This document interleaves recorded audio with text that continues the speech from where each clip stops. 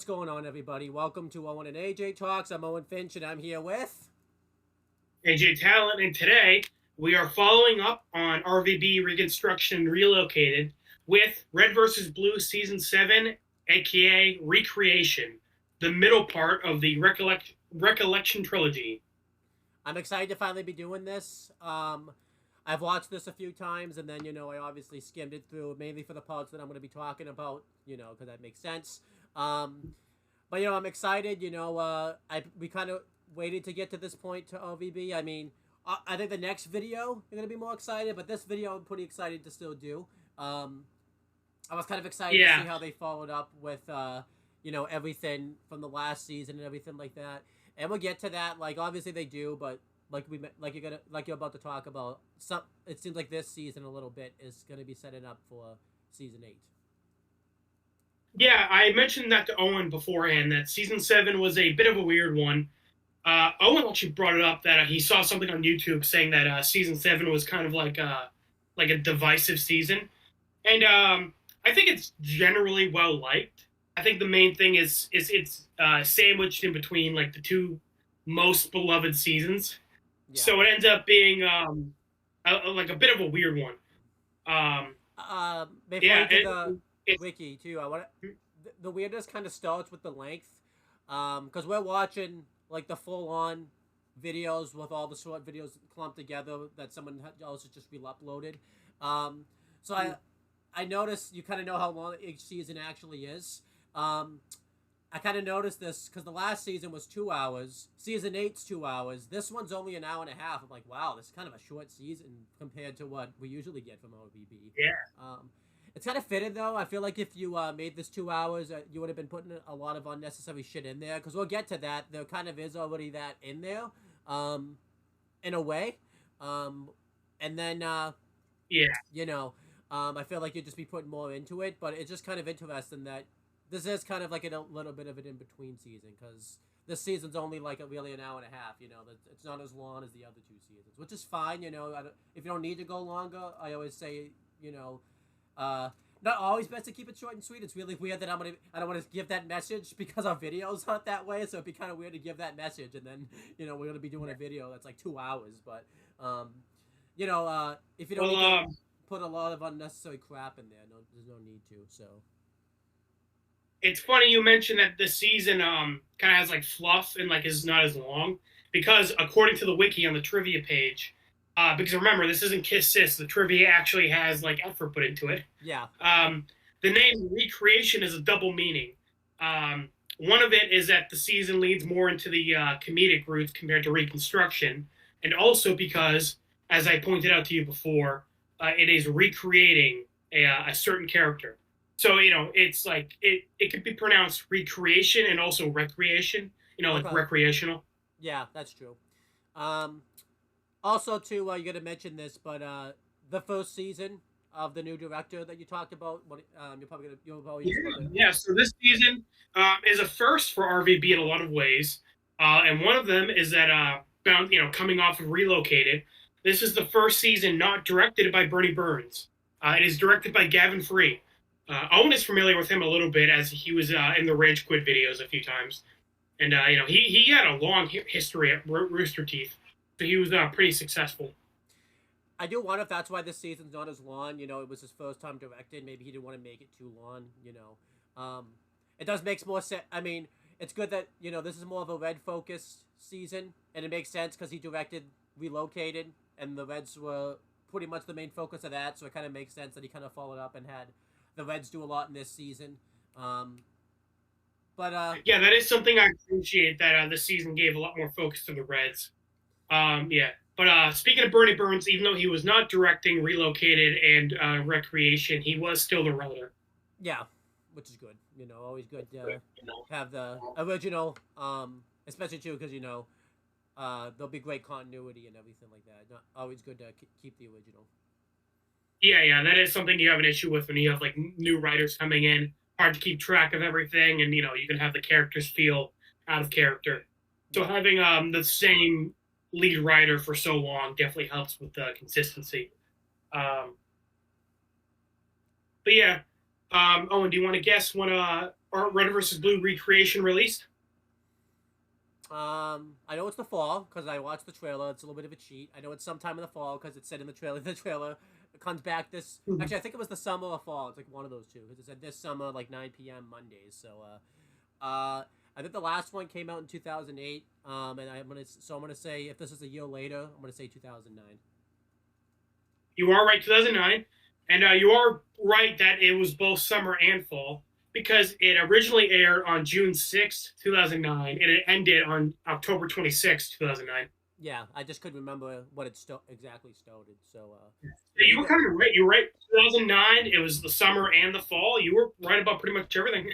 I mean, that's what happened. That's the benefit of you know, not going one period at a time without doing videos. Because the last video I remember you said was 2008. You said this was. I mean, you kind of gave me this for free because then you said this is a year later. So it's like, okay, well, I just have to know Right. math. So, you know, Um, yeah. So, well, congrats. You were able to add 8 plus 1. Um, yeah, yep. So, yeah, I guess that's pretty much it for the behind the scenes stuff. Um, yeah. So, now it's pretty much just getting into the season itself. Well, I guess there is one more important thing is that the season had a prologue besides Relocated, which we already reviewed. The season 7 trailer is canon. Like it is kind of important to the season, and Owen will be the one to talk about that. yeah. This is like behind the scenes for us because AJ and I were messaging each other, and usually I make like a schedule of who's gonna talk about what. But this time AJ did it. AJ just wanted to get his feet wet doing it. I might let you do it for all RVB stuff, honestly, just because I think that'd be kind of cool. You can have like your show you do it for. I can have my shows that I do it for and everything like that. Yeah, So, sure. plus I'm gonna be busy. I mean, I'm gonna be busy this weekend, so it's probably best you do it for season 8 too. So, because I'll be doing it last minute. But anyhow. Yeah, you're kind of. I feel like writing schedules isn't going to be on your top priority. Yeah, but AJ wrote the schedule, and he like wrote, pretty much everything to a T, and I was just like, what about who's gonna talk about the season 7 trailer? Because I think AJ forgot that the season 7 trailer is like canon. It's not like a commercial or anything like that. Like the stuff that happens actually like in the season 7 trailer. Yeah, I am glad you pointed that out because typically the Red vs Blue the trailers they do make them like important for the Which show. I kind of like it. You've never really seen like a show do that before. Usually the trailers for like a show is like just kind of shows what's going to happen throughout the season. But I actually like that, RVB makes them canon to the show. When I first saw, the season 7 trailer, I was like, wait a minute, did I miss something? Because like, it was like an actual episode. So like, did I miss an episode in between? Because I've never seen any of this stuff before. Because season 6, I guess, is that way. But like, you would think that's actually like it's more filmed like a commercial than season 7's trailer is. Because you don't know like the director. Yeah. Season 6's trailer kind of gives you a better, like it's a lot of mystery and like it's not really clear what's happening. Like definitely more of a setup for the actual season. But like you said, this season trailer was more of like an episode 1. Yeah. So, that's why I'm talking about it because AJ's gonna be talking in like the beginning of the episode, so it makes sense that I'm not just sitting here completely silent. Right. But yeah, let's just no, I said it. I didn't say completely silent because I am gonna be talking some even when you're talking. It's just you just be hosting. But so the episode starts off. We see well, not the episode, but the trailer starts off. We see Simmons watching through his gun, and he's kind of spying on Caboose. We see that Caboose, we see that he's building something. We don't exactly know what he's building, but he's messing it up. We see like a big explosion happen in his base, and then Simmons tries to radio into Sarge to kind of tell him because he realizes that there's only one blue at blue base, so he's kind of trying to radio in and tell Sarge about it. But Griff and Sarge are too busy bickering, so like from the time that Simmons walks over to from wherever he is spying on Caboose to the base is like the time it takes them to pretty much stop arguing, and then Simmons just kind of has to tell them that's what's going, that there's only one Blue over at Blue Base. Um, But I like that Griff was giving him shit. Like, we already knew that. yeah, and I like too, like he said, like unless if my accountant's correct, and I like that Griff is giving him shit about that too. Like, how could your counter be wrong? Because when you know, wouldn't the there's only really one way to count it. I was kind of thinking like maybe Simmons wasn't counting Donut because they mentioned later on that Donut was kind of out of commission because he's like laid out because he's obviously dehydrated from where he was wherever the sand was, and then yeah, and you know um Sarge realizes that they can take a victory, um and it's good that they can that they have the advantage, but they want to make sure they definitely do have the advantage. And then we hear them oh, we got the uh, celebrity mask. Yeah, the channel mascots. Yeah. They're gonna keep banging on my door until I let them in. So I just kind of relented. Yeah. So then we see somebody else watching through their gun, and we see that it's a person we haven't seen before. Or at least we think so, anyways. They got like white armor on and everything like that, and we see that it's Alpha / Church. It's gonna be hard to do now. I have to what the hell do you call him now? Because now he's got so many names now. So right, there's like 3 churches now. Well, but I do like how it's white armor because if you remember in the Blood Gulch Chronicles, whenever Church was a ghost, he was white. Yep. Now we know why, because he was the Alpha. So yeah, that's why I put ghost in quotation marks. Yeah. So Alpha's pissed because this is gonna pretty much be the people that are going to remember him long term. He kind of thought that when he left his mark off this planet pretty much / world, that he would have someone better people to tell their stories of. And we see that Tex is talking to him, being like, well, you did a lot on this world, Alpha / Church. Well, to get more complicated later on, by the way. But yeah. We only got the 2 churches, and then later on we'll add another one. Yeah. And she says, that do you feel like you did a lot while you were here? And then he goes over to Blue Base, and he sees that Caboose has started a fire, and he set himself on fire, and he basically jumps into the river to put it out. And he says that he's kind of pissed that he has to call these people his friends just because that they're all idiots and everything like that. And when the camera pans over, we didn't even know originally that it was Tex talking to him / Allison, because I don't even know what what to call her at this point. And we see that Alpha / Church, because she asks if he's ready to leave, and Alpha / Church says, yeah, I'm ready. But this actually ended up being a good thing. What happens here kind of sets up because they say a lot of quotes that become important later on for season 7. This is gonna be how I remember. How am I gonna remember these people and all that type of stuff? Because obviously that ends up kind of coming back around for season 7. So overall, I liked the trailer. Also continues the. Oh yeah, sorry. Yeah, go ahead. Overall, well, just you can go ahead and I'll give my overall thoughts on the trailer. Oh yeah. So the whole thing about remembering, and these being the people who remember you when you're gone. I like that because a big thing with the Recollection trilogy, based on the name, is memory and how important that is. And also with this trailer, it clarified, because Tex is with Church, who is dead at this point, that she is also dead. And I was gonna save this because it was kind of hinted at the end of season 6, but it's kind of made clear here that Tex was also because the director mentions that he lost someone important to him, and he specifies it was a her, implying it was Tex. And at the end of season 6, the meta, there's that scene where all the AIs pop up around him. Yeah. If you look closely, one of them is Tex. Oh, so yeah, Tex was inside the meta then. So, Right. Which makes sense because if you remember, Tex was in that ship and the Meta came through and stole Omega and Gamma, so he stole Tex too. Yeah, that makes sense. Yeah, so she was also in the EMP explosion. That makes sense why she's here with Church. So that sucks that like, that like that was kind of Texas like write off and everything like that. That's like the end of. Well, if you remember, she says at the end of this trailer, if Church isn't done yet, then let's get started.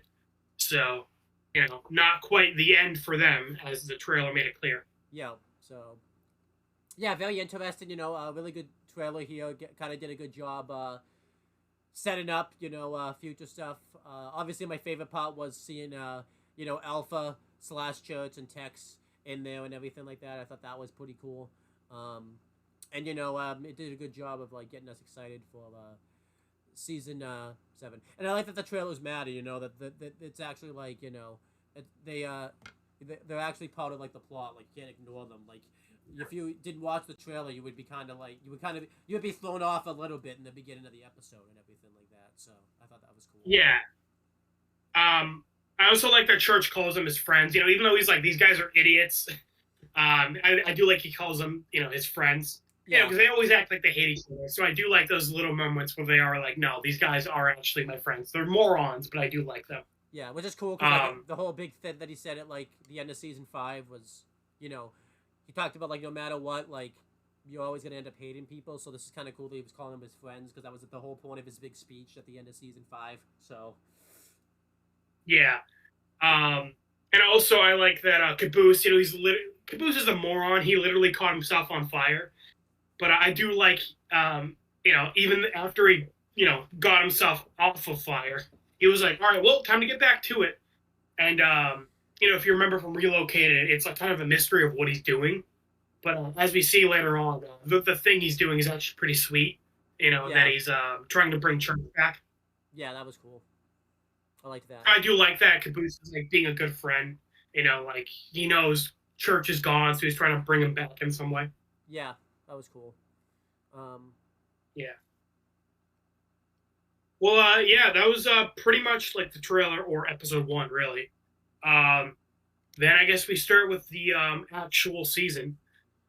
Well, first off, we get the Blood Gulch jingle back. If you remember season 6, every episode started off with like a different music tone. But this season is back to each episode starting off with the dun dun da da. I can't do it, but you know what I mean. Yeah. Yeah, I liked that. So yeah, kind of showing, as I said, the season is going a bit more comedic than last season. Especially with the intro, because we get Sarge screaming at Blue Base that they're about to attack, and they can prepare for their demise. Simmons is pretty happy that they're finally going to go kill Caboose. I like how they were working with him last season, and they were like buddies with him, and now they're like getting ready to go kill him. Yeah, that was pretty funny. Yeah. But Sarge is basically like, okay, we got to call into command. Well, actually, Griff is the one who points it out that they should call command first. Yeah. Because basically, Simmons is like, what are you doing? Why are you stalling Sarge? Because Griff is basically like, look, if we kill Caboose, they're going to send more soldiers here who are going to actually be good at their job, and we're going to die. So I'd rather just have, like, keep Caboose alive so we could just, keep dicking around here. Yeah. Which makes sense because, they were pretty bad when they got relocated to, like, their new bases and stuff. Like, Griff and Simmons, if you remember, almost got shot by, like, their team pretty much and everything like that. So it kind of makes sense why they wouldn't. Yeah, when they were rats as they were about to get executed, yeah. So Griff is like, look, man, I'm happy here. I'm chilling. Yeah. They did this because that's actually that's kind of the running joke at this for the first like third of the season, is that like Griff is the one like agreeing with Sarge a lot. Well, not agreeing, he's like being cooperative with Sarge, and Simmons is like getting pissed off and like not wanting to like go along with these plans. Yeah. Which is like a role reversal. Typically, Simmons is like the ass kisser, and Griff is like not wanting to do anything. They did a funny joke too, where like Griff was like giving Sarge shit of like why he's announcing his attack. Why don't they just go attack him? And you know, Sarge wants to do everything like by the book and everything like that. So they did a funny joke where like he was gonna let him see like the error of his ways and all that type of stuff, and like, you know, we would like sit down and like, you know, I think pretty much they did like a funny joke where like Sarge still mentions that even after he sees the error of his ways, they'll still kill him anyways and all that type of stuff. It was like pretty Right. funny. I think he was like making a metaphor of like we could sit at the table of peace, but then we'll poison his drink at the table of peace and kill him. Yeah, it was funny. So yeah, again, in Sarge's mind, like, nah, even if we're friends with them, they're blue and they gotta die. But yeah, Sarge ends up calling command, and to call about the defeating the blues. And I like how at first Sarge was like, oh, hey, we're at Blood Gulch. Oh, and he's like, oh no, wait, no, what's the name of this place? Like he's so used to calling command, saying this is Blood Gulch, that he was like, oh yeah, right, we're not at Blood Gulch anymore. Which is fair. He was there for 5. He was there, well, really, he was there for 6 seasons actually. So. Yeah, pretty much. Yeah, so can't blame him. And then he's like, hey, what's the name of this place? And Simmons is like, oh, it's Valhalla. And then Sarge is like mispronouncing it. And he's like, whatever, that's a stupid name. I actually like that name though. It's a good name. Yeah, no, I like it. It's cool. If you know Norse mythology, Valhalla was like the afterlife for the Vikings. Yeah. But yeah, Sarge keeps talking to Command while Simmons and Griff are like bickering to the side. And I like how we can just hear Sarge in the background like trying to like talk with Command. Like Command isn't finding the blues that Sarge is talking about. And Sarge is like, look for them under Sucket. Yeah. But they end up hanging up on him, and Sarge is like, what the hell? These guys hung up on me. Like saying they don't even have a blue base in their database. And Simmons is like, oh yeah, right, I forgot. Remember we like deleted them. Mm-hmm. And I like how we get Sarge's like memory of that, where Simmons deletes them, and then he shoots Griff, and Griff is like, ugh, I am dead, but that's okay, I'm worthless. Yeah. And then Simmons transforms into a motorcycle, and they drive off into the sunset. Yeah. I guess he completely forgot, like, you know, the biggest thing that came out of that season that Church was the alpha. Completely forgot the whole bit of like season. Yeah, he forgot why they were there. He forgot about Washington, the meta. He was like, "Look, we deleted the blues, and that's the only thing that matters." Like he only remembered like their stuff from like. It'd be funny if he didn't even remember like their stuff from like season 6. Like he only remembered like the red stuff, and like he doesn't remember any of season. Like that'd be like almost all of seson 6. He wouldn't remember because they're not really in. Yeah, again, a season happens. Sarge remembers like 10% of it. For real. Honestly, kind of, because whenever the Blues are doing plot shit, he's like not even paying attention to it.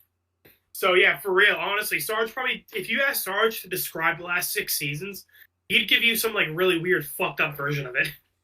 But you know, I mean, this could be a what if, just a joking one. What if Sarge had Epsilon, and that would be funny. Imagine that he had Epsilon. And we'll get to that. He's like telling Epsilon stories about Blood Gulch, and it's all about like how Church sucks, and he's like a horrible blue leader. To the audience, if you haven't seen the show, it would make more sense when we actually get to that part of the review. That joke will make more sense. Yeah.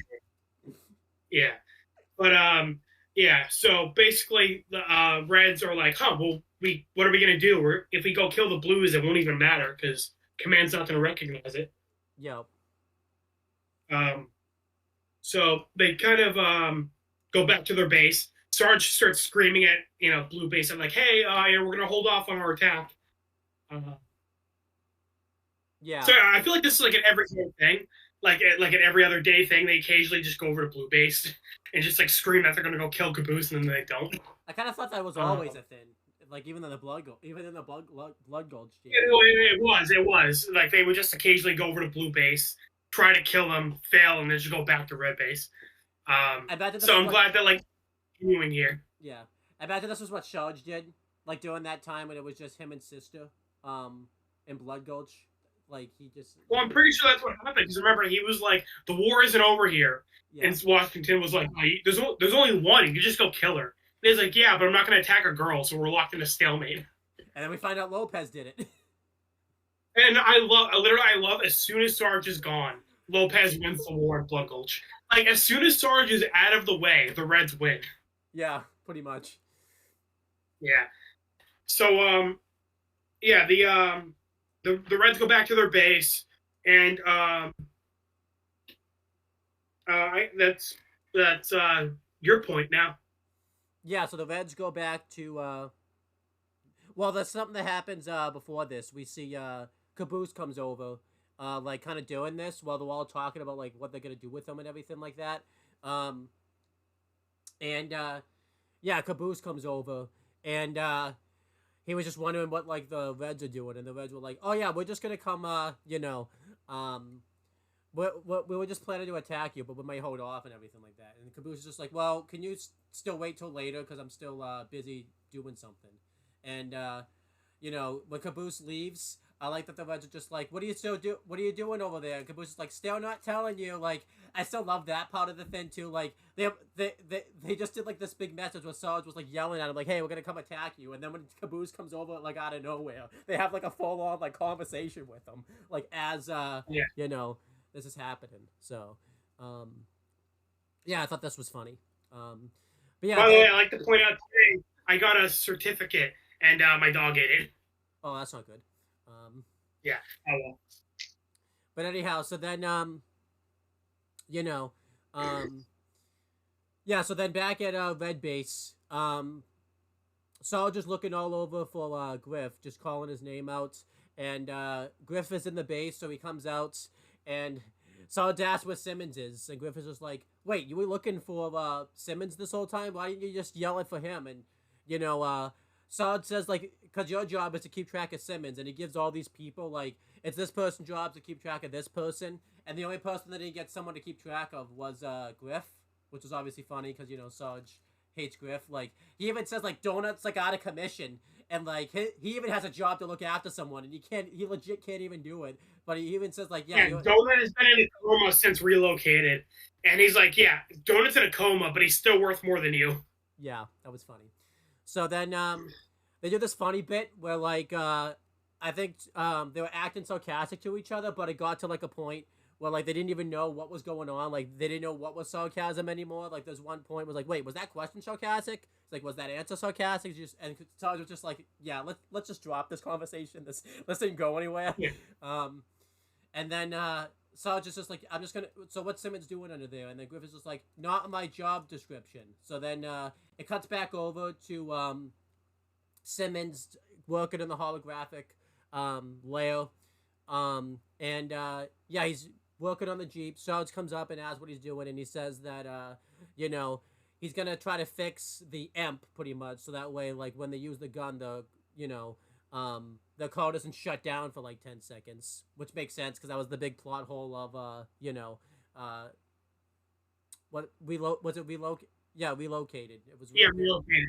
Yeah, basically Sarge was like, oh, we're gonna put an EMP in our car, and Simmons is like, that's a horrible idea because it's gonna shut down the car. Yeah. So then Sarge is being very complimentary towards Simmons. He talks about like how he loves his feedback. He talks about how he thinks of him as a friend. He says that he still hates Griff, and talks about like how they've been through the war together. I could instantly tell like, yeah, this isn't real. Something's not right here because Sarge is being over complimentary. I think there's a bit too, like you don't notice it first row around, but you notice it the second watch along. Like I think like he kind of breaks up a little bit, like while he's talking. So then the real Sarge comes in, and we found out that this version of Sarge was just a hologram, which again made more sense. And Simmons literally like made a Sarge that would like compliment him and like be his father figure. Yeah. Which is like sad for Simmons. Yeah. And the real Sarge asks Simmons what he's doing, and Simmons says the same thing that he told the holographic Sarge, but this time, the real Sarge says, "No, it's fine, it's perfect. Don't mess with my Jeep." And he calls basically a team meeting.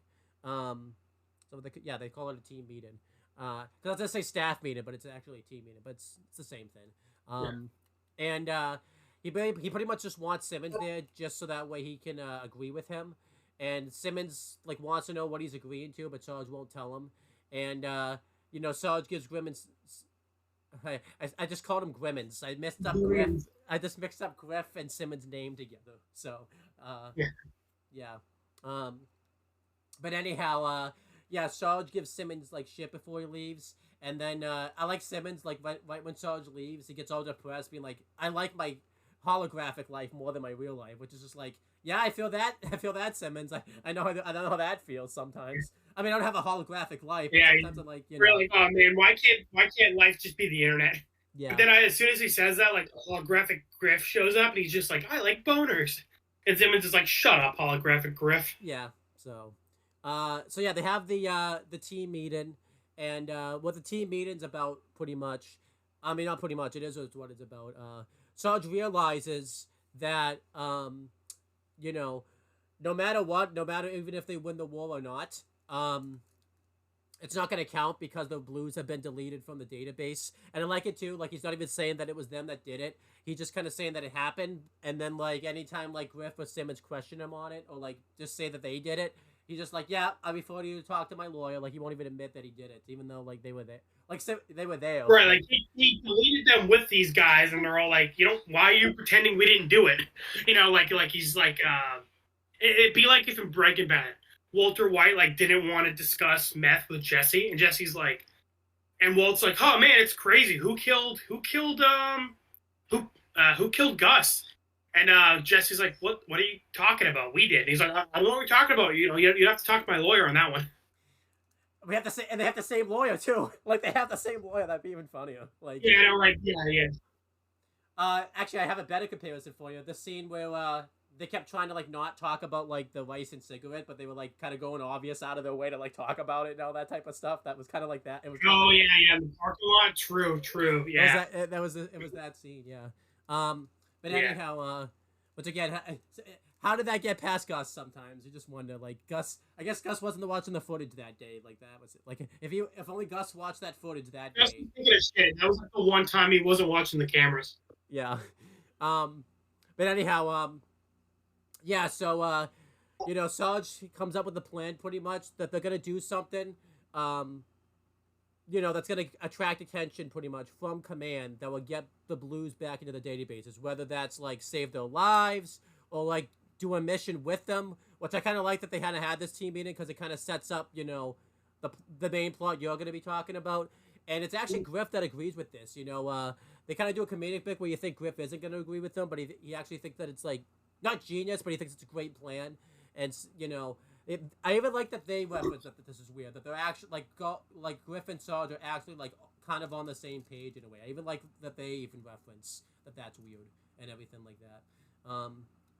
Because the reason I think at some point, like, thank you, sir. Am I saying that right? I've never said that before. Yeah, because Sarge mentions the reason that they want to get the blues back into the database is because the victory's not going to count, and they don't want to have a victory without points, but to kind of put this in simpler terms, I mean, they were kind of taking a comedic effect to it, but, like, it kind of makes sense, because, like, why else would they be at this base if, they're not fighting anybody? So if they beat the blues, they're just going to be stuck there for a while. But I kind of wish they kind of would have gone the other comedic effect, like, if the blues beat us, then it wouldn't, because if Caboose just beats them, like, they wouldn't even know like who got attacked. Like, I kind of wish they kind of took in that community. You're right. Yeah, so I do like, I think it makes sense for the switch up, like why Griff and Simmons have basically switched roles. Like you said, Griff like wants to keep their current situation, because he doesn't want actually like a better team to come and like kill them and like or something like that. Yeah. So Griff is like, look, let's keep Caboose here. We only got one enemy. I think he even says like, why fight 5 shitty enemies when we can fight one shitty enemy? And during the trailer, because he's like giving Simmons crap about his counting. He's like, can you subtract 1 from 5, Simmons? Yeah. But yeah, overall I thought this was funny. I kind of like that they gave a reason why they want to put the blues back in the database, and it kind of makes that feel like a big deal. However, they're going to solve that issue a little bit later, like why it's even more of a big deal that the blues were deleted from the database, because there's a reason for that. So yeah. I do like how, that was kind of just like in the background last season. Like the main thing going on was like Church was the alpha. and we found out about like Epsilon and the AIs, like all that shit. And then like the Reds were like kind of like doing the comedy thing in the background where they're deleting the Blues, but that ended up being like really plot important, which I think is really cool. Which I think is cool because I remember with the last video we did, I'm like, I even asked you, is that going to be important or was that just a comedy bit? And I got my answer here. It actually ended up being pretty important. Yeah. And we're not even at the important part yet, so Right. But I also like how, like, again, we already acknowledged Donuts in a coma from Relocated, and I like how he's like at the meeting too, but like he's outside, like on like just laid out on the ground. Like he's not in a bed. He's not like they didn't take him to a hospital. They literally just like threw him on the ground outside. Yeah, that was funny. I think that's the end of me. I think I do. Yeah. Because that was my. Oh, well, so that's pretty much it for the Reds. One more thing. So they noticed Donuts missing afterwards, like doing the staff meeting. That's a big thing because right. I was going to talk about Caboose and then bring it up, but yeah. So as I said, Donut's been in a coma. They don't say how long it's been since Relocated. Presumably, it's been like a couple months since reconstruction. Yeah. Because it seems like they've been at their bases for a while. And then obviously, from Relocated, they said that Donut's in a coma, so presumably it's been like maybe like a week or two since Relocated. I would guess so, yeah. Yeah. So yeah, we cut over to Blue Base, and we get a better idea of what's going on with Caboose. Because if you remember, at the end of season 6, he still had Epsilon, and he was doing something with it. And then and Relocated in the beginning of this season, it was kind of a mystery. He was taking parts from the Texas crash ship and bringing them back to Blue Base. Although I think it's a little disappointing that they were kind of setting it up that like something like kind of sinister and creepy was going on. Where and then they kind of dropped that pretty early here.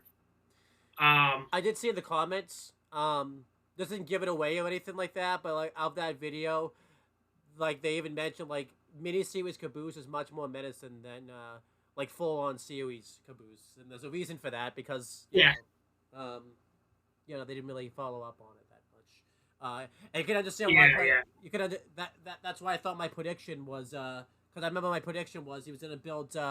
He was gonna use Epsilon to build something to get like revenge on the director because he was so sinister about it and everything like that. So Right, yeah. Like it was setting up like Caboose was gonna like do some evil stuff, and then like nah. I mean, this is in character for Caboose. Like, okay, Church is dead. I'm gonna use Epsilon to bring Church back. So it's in character, but yeah, Relocated kind of gave you an expectation that the season itself didn't really follow up on. Yeah. Which was kind of disappointing. But yeah, we see Caboose, and I like he's talking about episodes of the show. Like he mentions the tank. Yeah. And if you remember during season 1, Caboose got control of the tank and then killed Church. And then Caboose was like, "Yep, I took the tank and saved everyone. Well, not everyone, some people. Okay, look, let's just say some people got saved and some people didn't. Like he's trying to beat around the case that he killed Church. Yeah, and that's like, that's like Alpha that he killed pretty much. So. Yeah. Well, it's funny. They also bring up later in the temple. Or someone, like I think Tucker calls Caboose a team killer, and then Caboose is like, I don't think that was me. What if Church went back in time? Because remember during the 3-parter of season 3, we found out Church was going back in time, and he actually is the one who got himself killed. And then, but Church never told anyone that. So Caboose is like, what if Church went back in time and killed himself? And Tucker's like, shut up, that's retarded. It was actually right. Yeah. So I like that joke. So basically, I like how they do that joke twice this season, where Caboose is like trying to like avoid, like the fact that he killed Church. Yeah. So yeah, Caboose is basically just telling Epsilon stories about what happened in Blood Gulch, which is really cool because if you remember, Epsilon is the memory of Alpha, so he remembers everything Alpha went through up until Alpha went to Blood Gulch, because if you remember, after the freelancers broke in and tried to steal Alpha, they sent Alpha to Blood Gulch so it would like be safe. Yeah, so that's pretty cool. So it's kind of cool that like Epsilon has all of Alpha's memories up until Blood Gulch, and now Caboose is like telling Epsilon stories about Blood Gulch. Yeah, that was awesome. I like that. Mm-hmm. Yeah, so Caboose is like telling these stories, and then Donut appears behind Caboose, and Donut's still like out of it, like he's like about to pass out. He mentions like under the sand, which is what he said in Relocated, and what Tucker said in season 6. But then he passes out again, and it's at this point the Reds show up outside, and Caboose goes to meet them. And there's a funny bit where Sarge is like interrogating Caboose, and he's like, he thinks Caboose is taking Donut hostage, and the way Caboose is wording it, like it makes it sound like he's like torturing Caboose to get information. Not Caboose.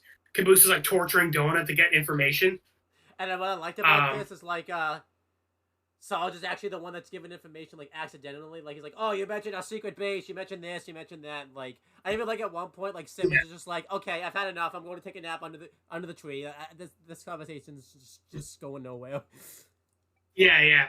Like I like how like he thinks Donut's getting tortured, and he's like, Donut will never tell you anything. And he screams like, you hear that, Donut? We know you won't tell him anything.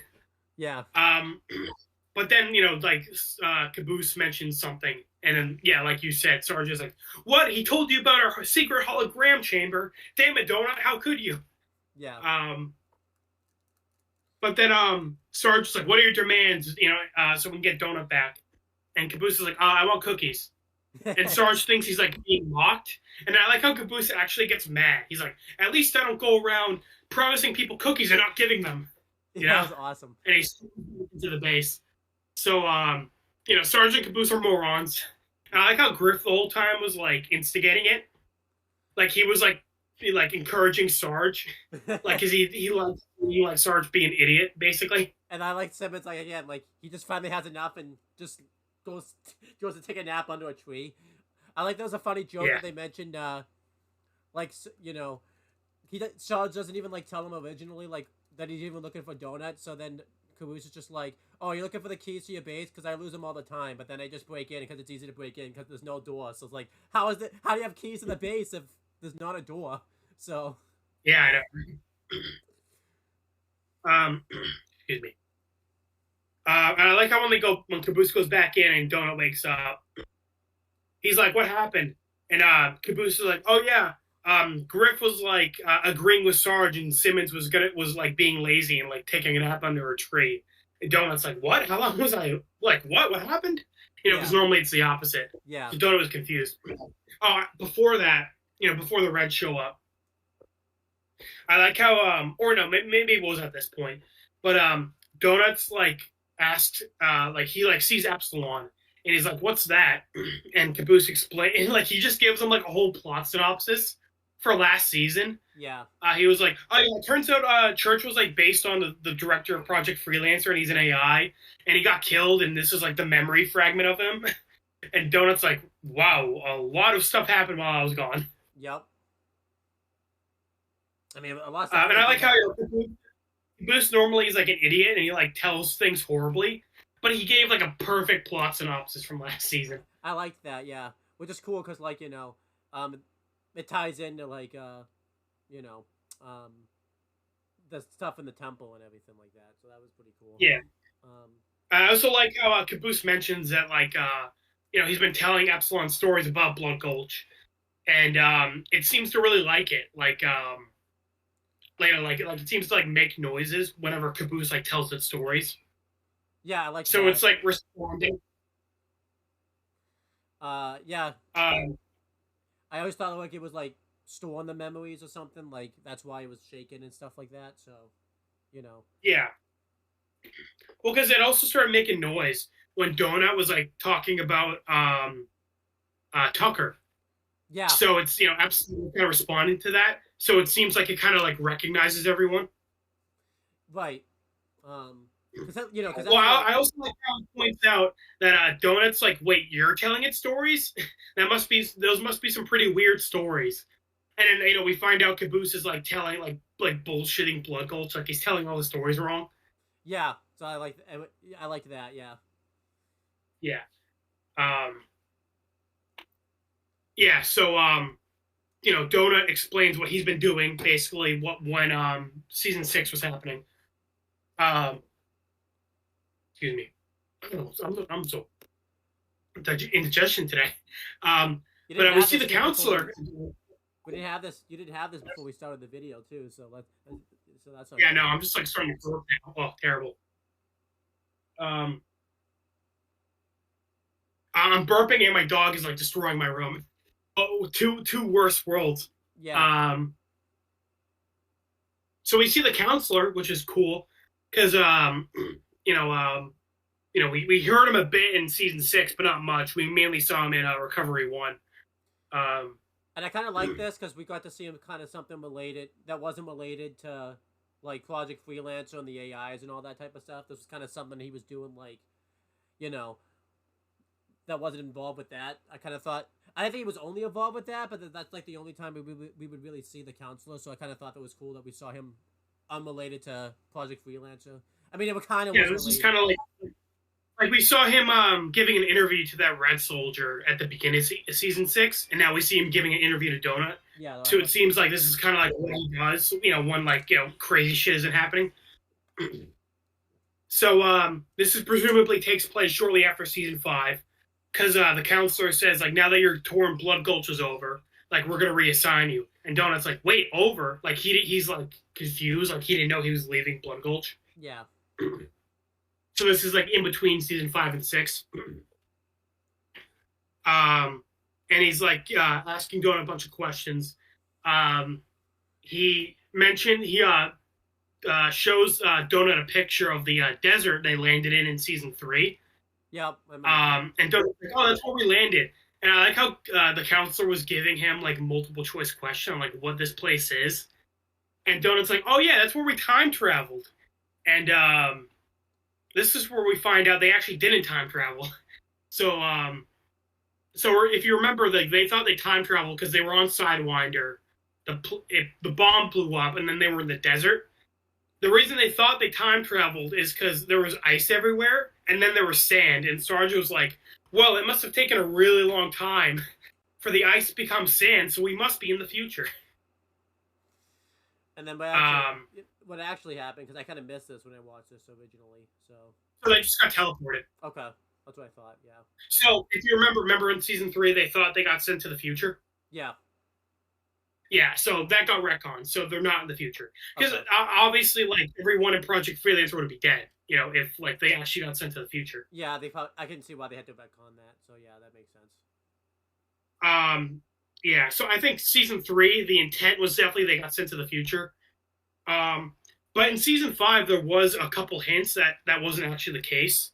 I guess if you remember in Out of Mind, Tex teamed up with York. And then when Tex came back and was telling Church about it, Church was like confused. He's like, wait, what? How is York even alive? We're like thousands of years in the future. Yeah. And Tex kind of just like brushed it off. She's like, yeah, York could like heal himself and maybe kept him alive. I don't know. Yeah, and then obviously so like that was kind of hinting at that like they weren't actually in the future. And you think Tex knew and just kept it from them? Yeah. Tex knew. She was just kind of like keeping it to herself. Yeah. Because Tex knew Church was alpha, but she kind of just like didn't want to like tell him. Right. Because I think I mentioned it during season 6. When Church like showed Tex he was a ghost, she like wasn't surprised, and Church was like, "Why aren't you surprised?" And she's like, I don't know, I'm just it's normal. Don't worry about it. Yeah, that's true. Well, at the time, again, I think that was just like that was like a joke, but like when they started like writing new seasons, they kind of like went back to that and like kind of retroactively did it. Yeah. So again, I think this is fine. Like I said, it kind of makes sense. It's definitely a retcon, but like it doesn't like break anything. There's not really any plot holes from it. Right. It's pretty much just the Reds and Blues being morons and like thinking they got sent to the future when they actually didn't. And I like how when Donut explains it, even the counselor's like confused. He's like, I don't have a checkbox for that. I'm just gonna put that as other. Yeah. Um, yeah. So then he sent Donut to the desert location, but something was there, something scary. He says, um, and it seems like he didn't really know exactly what was going on. Presumably, he got there after, like after that whole thing with CT happened. Yeah. So like he didn't really see Tucker or anything. It seems like, it seems like something happened. He got out of there pretty quick. But yeah, he tells Caboose that Tucker's in trouble. Yeah. So how did he know that? How if he didn't see Tucker really? How do you think he knew Tucker was like in trouble?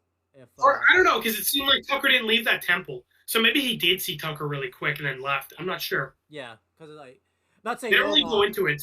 Yeah, I'm not saying you're wrong. I'm just saying like because if you knew Tucker was in trouble, he would have had to have seen Tucker somehow, type of thing, and all that type of stuff. So Right. And like, yeah, it seemed like Tucker like barricaded himself in the temple. So like it'd be weird, like how did Donut get into the temple if CT couldn't, you know? right. So Well, they're pretty vague on. CT kind of sucks. So Yeah, we find out CT's kind of an idiot too, so I don't know. So yeah, maybe Donut was able to get in, sure.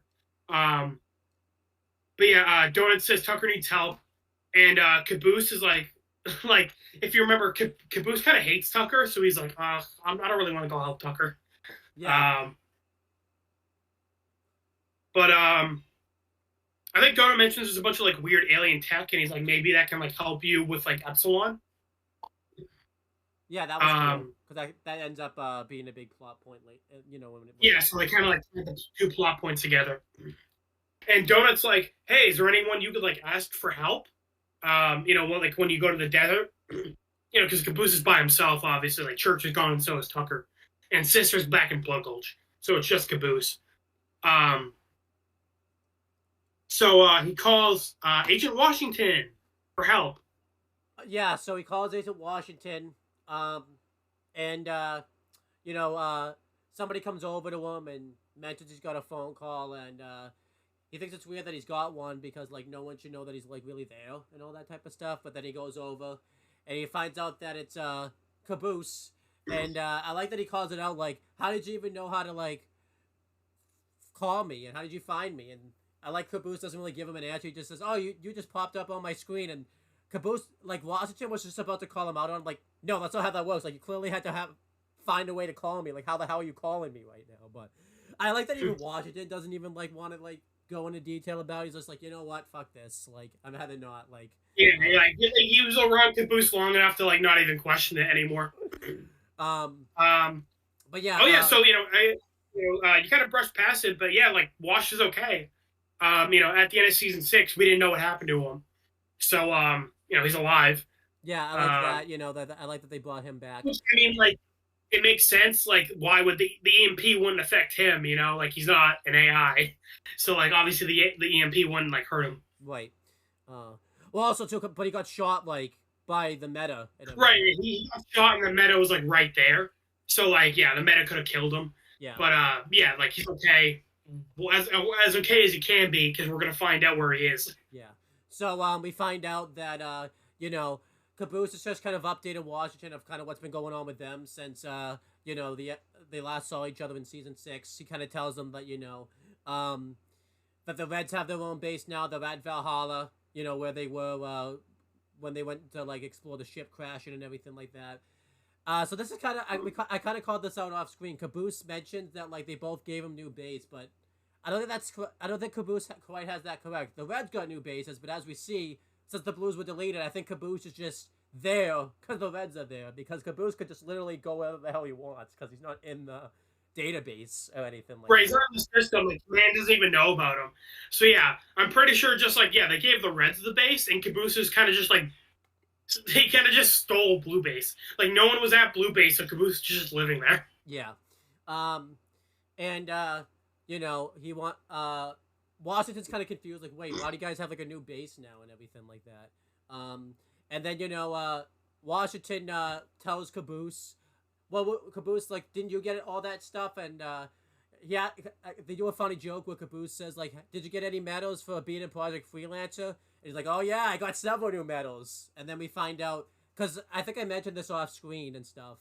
Um, you don't obviously because of the game and stuff, you don't really exactly know where the characters are sometimes. But we find out that Washington pretty much got sent. Is this meant to be like a military prison too? Like he's in like a prison pretty much.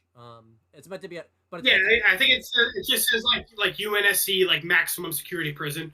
Like presumably it's for like well Washington is like a super soldier, so like I assume they wouldn't just stick him in like a random prison. yeah, that's what I was thinking. But yeah, he's in pretty much a you know a military prison, and you know you don't really know that It's originally. also Um, because you said like yeah, it's kind of hard to tell because in the game he's also like wearing a full suit of armor. You know, like I like how they put him in prison, but they like didn't take his armor away from him. yeah. So that is into it, and again too, because when the guard tells him that like he got a phone call, he's meant to be in his cell, but there's no like cell actually like there. Like it's just like the guard just come at him and they having like a conversation like in the Halo game type of thing. So it is a little weird, but again, Yeah, um, but you know, you get kind of the implication that he is in prison because the guy's acting like a guard originally. But again, they kind of had to give away that he was in prison because unless they told you, you wouldn't really know it. You would just kind of, yeah. but yeah, Also, it's kind of weird they're calling him Washington, you know, because we found out last season his real name is David. You yeah, know, you figure the guards will be calling him by his real name. yeah, that was Not it. like a big deal. That is kind of weird. Um, but yeah, Agent Washington, mentions that he's in jail. Um, and Caboose is trying to ask him for help to kind of talk about like what's going on with the stuff with Donut, but obviously Washington says like he's not really in a position to help. So then um, Washington hangs up because he only had like 3 minutes to take this call, and we'll come back because we see Washington again later on. So we'll park that. We'll come back to it later. Um, so Yeah. then Remember, that's important. Don't forget about it. yeah, I mean I have to talk about it, so I would hope I don't forget about it. But yeah, Right, right. It's kind of a big deal.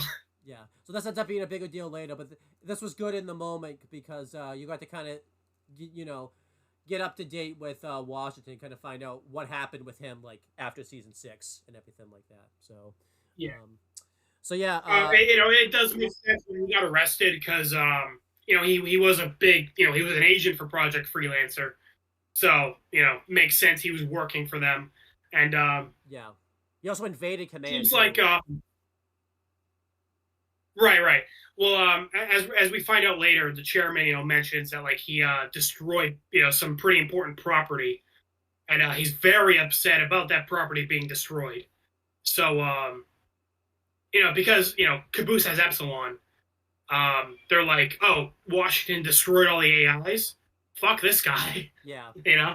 Because the director, not the director, the chairman, as you see him from back and forth, in the chairman's perspective, he pretty much just thinks, he kind of fucked him over a little bit because now he doesn't have any evidence to even turn in the director really now and everything like that. Like all the evidence is gone pretty much. So. Right, right. So it's kind of like kind of cool of like the Washington and the chairman not really being aware of like their plot lines in season 6. Yeah, I like that. Yeah. So yeah, no, then the phone call ends. But again, we'll come back to Washington later. And Caboose and Donut are a little disappointed. They kind of didn't really get what they wanted, so they kind of go on their separate ways. They do they do a couple comedy bits, like Caboose mentions like friendly fire and all that type of stuff, like they kill each other. And I like that Donut had this funny thing where he's like, "Oh wow, our team sucks. We don't get to do any of that stuff. We're not allowed." And Caboose uses the thing that I called a teleporter that isn't a teleporter to get out of Blue Base. The thing that like Church got flown 87 feet away and got pissed about it. Yeah. I like. I feel like how when Donut does it successfully, Caboose is like, oh, so that's how that works. Yeah, I like that Donut knows how to do it too. You wouldn't think he would. Like, I figured since Church fucked it up so bad, I didn't think anyone else would be able to use it. So, and like in that group. I do think it's kind of weird how Donut was all like weak and like going in and out of consciousness, and then like he's fine now. Yeah, I thought that was kind of weird. Like he's fine the rest of the episode and everything like that too. Yeah, like he's not like weak or tired at all after this. Yeah. Also, I did kind of skip a big thing. Donut mentions to him that they built like the holographic room and everything like that. Right. Well, I like how when he says that, Caboose is like, "Oh yeah, right. Your sergeant mentioned that already." Yeah. So I like, but this is kind of this. I think too. Donut even says like, if I can get Sergeant in a good mood enough, you can take Epsilon to the holographic room and like see if we can do anything with it, because this kind of gives the Caboose the idea to like sneak into the base and do that pretty much. So, Yeah. Then back at Red Base, Sergeant's trying to come up with a plan to get Donut back, and he pretty much offers to send Griff there on like a suicide mission where he'll pretty much sacrifice himself to get Donut back, because he wants to get Griff killed.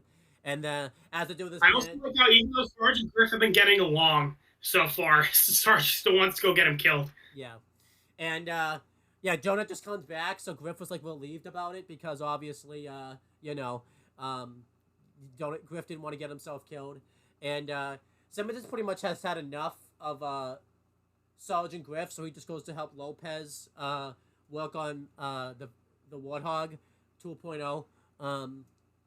I don't think it's called that, but it pretty much is Warthog 2.0 because it's the second version of it. So, and doing all this, Caboose is trying to be very quiet and stealthy, sneaking into Red Base. He doesn't do a very good job of it, but he still doesn't get noticed. So either the Reds, well, obviously Sarge doesn't pay attention, but like Griff notices it because he sees like a box being like moved behind him, and Griff doesn't even mention it, but he's like, and Sarge is even asking like, there might be a mole around us and all that type of stuff, and Sarge and Griff is just like, yeah, I see one right in front of me.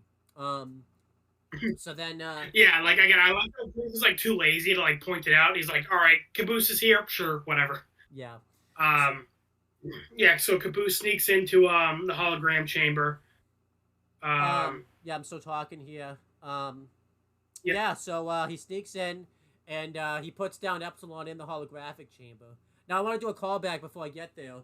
The last video I was gonna make this prediction, but then I couldn't make the prediction because I thought how Donut actually came back. I got one. I thought he came back through the holographic way, but then AJ said he just showed up there, and it just happened to be like we just saw it originally and everything like that.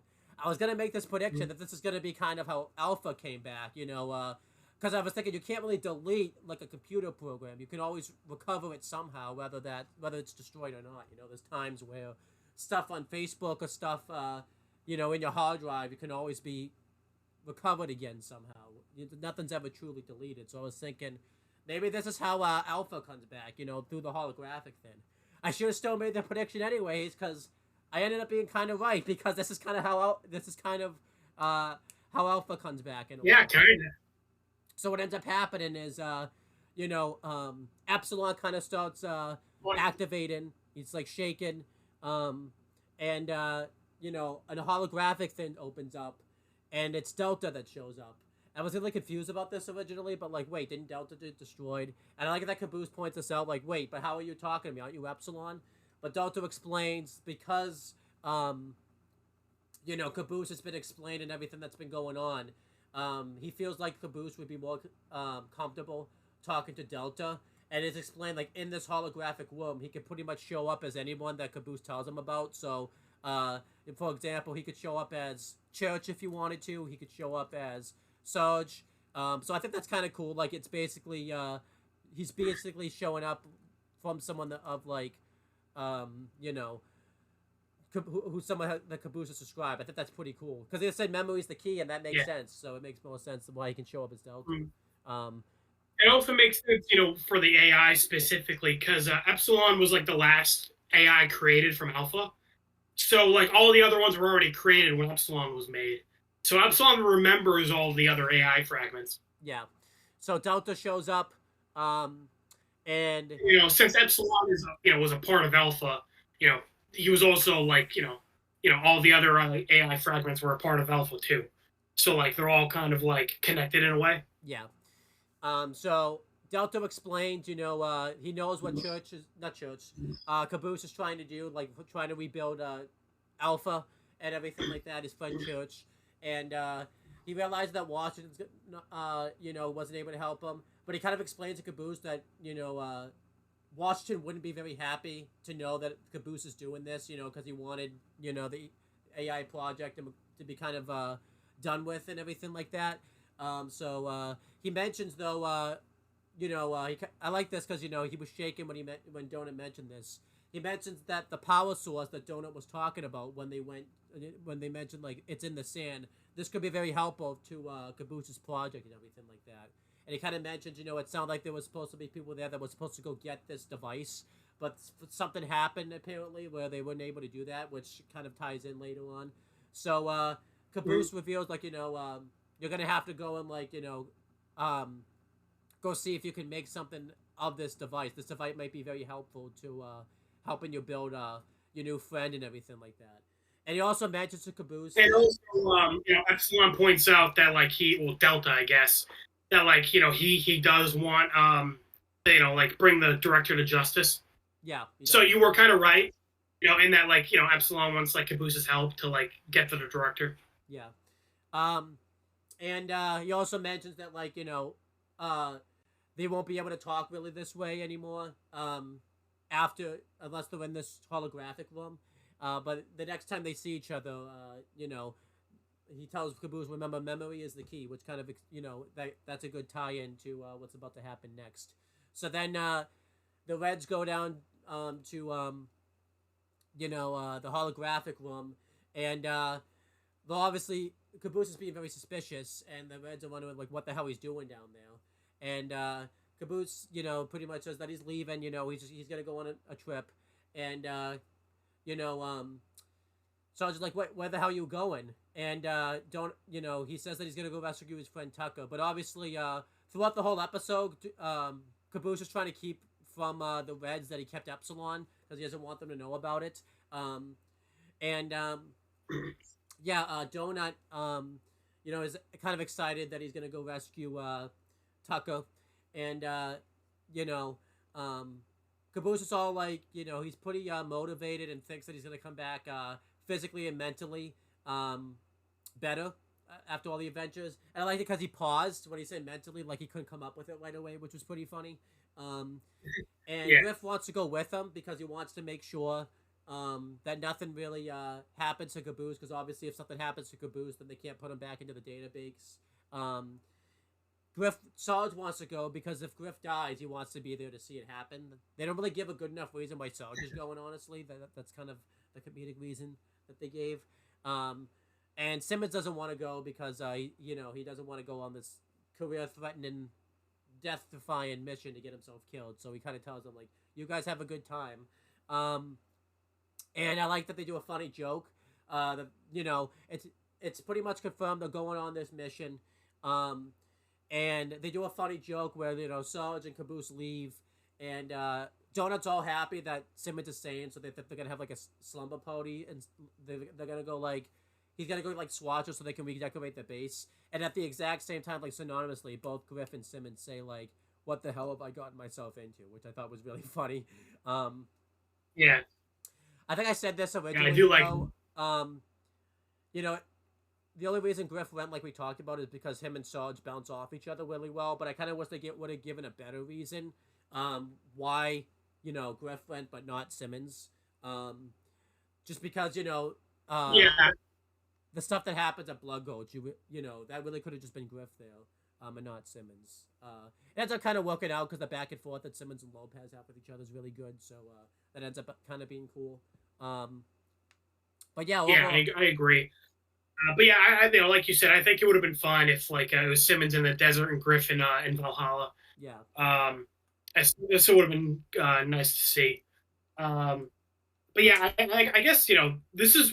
I was surprised when I looked at the timer and saw we were already a third through the season at this point, and like just now the plot's kicking in. With the comedic stuff, it was more so because it's red versus blue trying to be a comedy.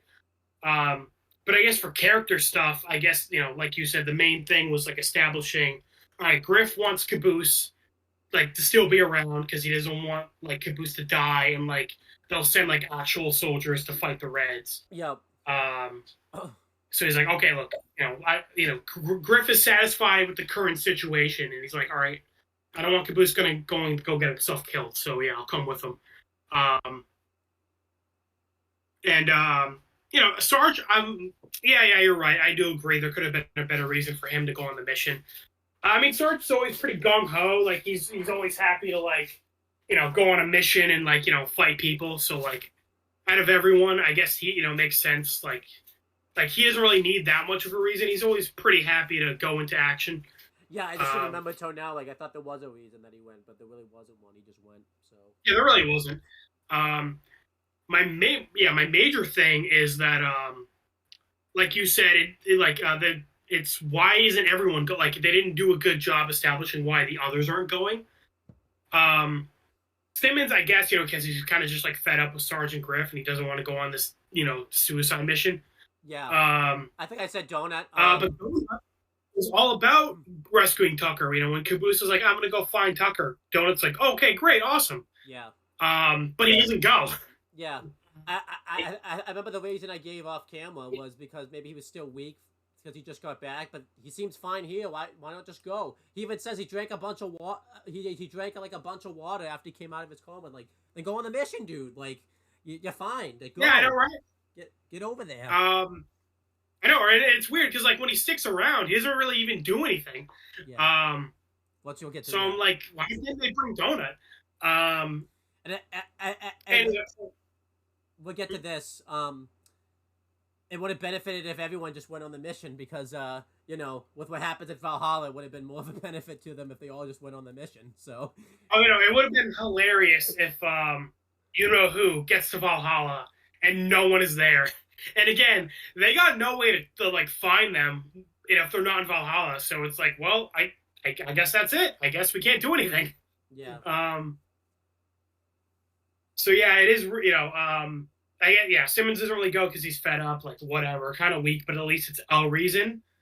They don't. Yeah, they really do not explain why Donut's not going, even though he should. He has the most reason to want to go. Yeah. And Lopez. I get why Lopez wouldn't want to go, but it is just weird, Like Sarge didn't bring him last season. Like he stayed in Blood Gulch. And like so, it's like same thing. Like why does Lopez always get left behind? Like bring Lopez. I mean, as you see, he's a huge asset to the freaking team. Like for real, Lopez ends up being like the MVP of the season. So it's really weird they didn't bring him. Yeah. Also too. What you want Lopez is that he's the one who built the hologram chamber, which is what let Caboose talk to Epsilon. So the whole plot wouldn't even happen if it wasn't for Lopez. So that's point one for the Chad Lopez. Yeah. Also, too, I will say this. I think this is the main reason I think we talked about why I don't think Season 7 is as enjoyable as Season 6. It does take a while to get into the plot. Like you said, we don't really get to the actual, plot stuff until a third way through.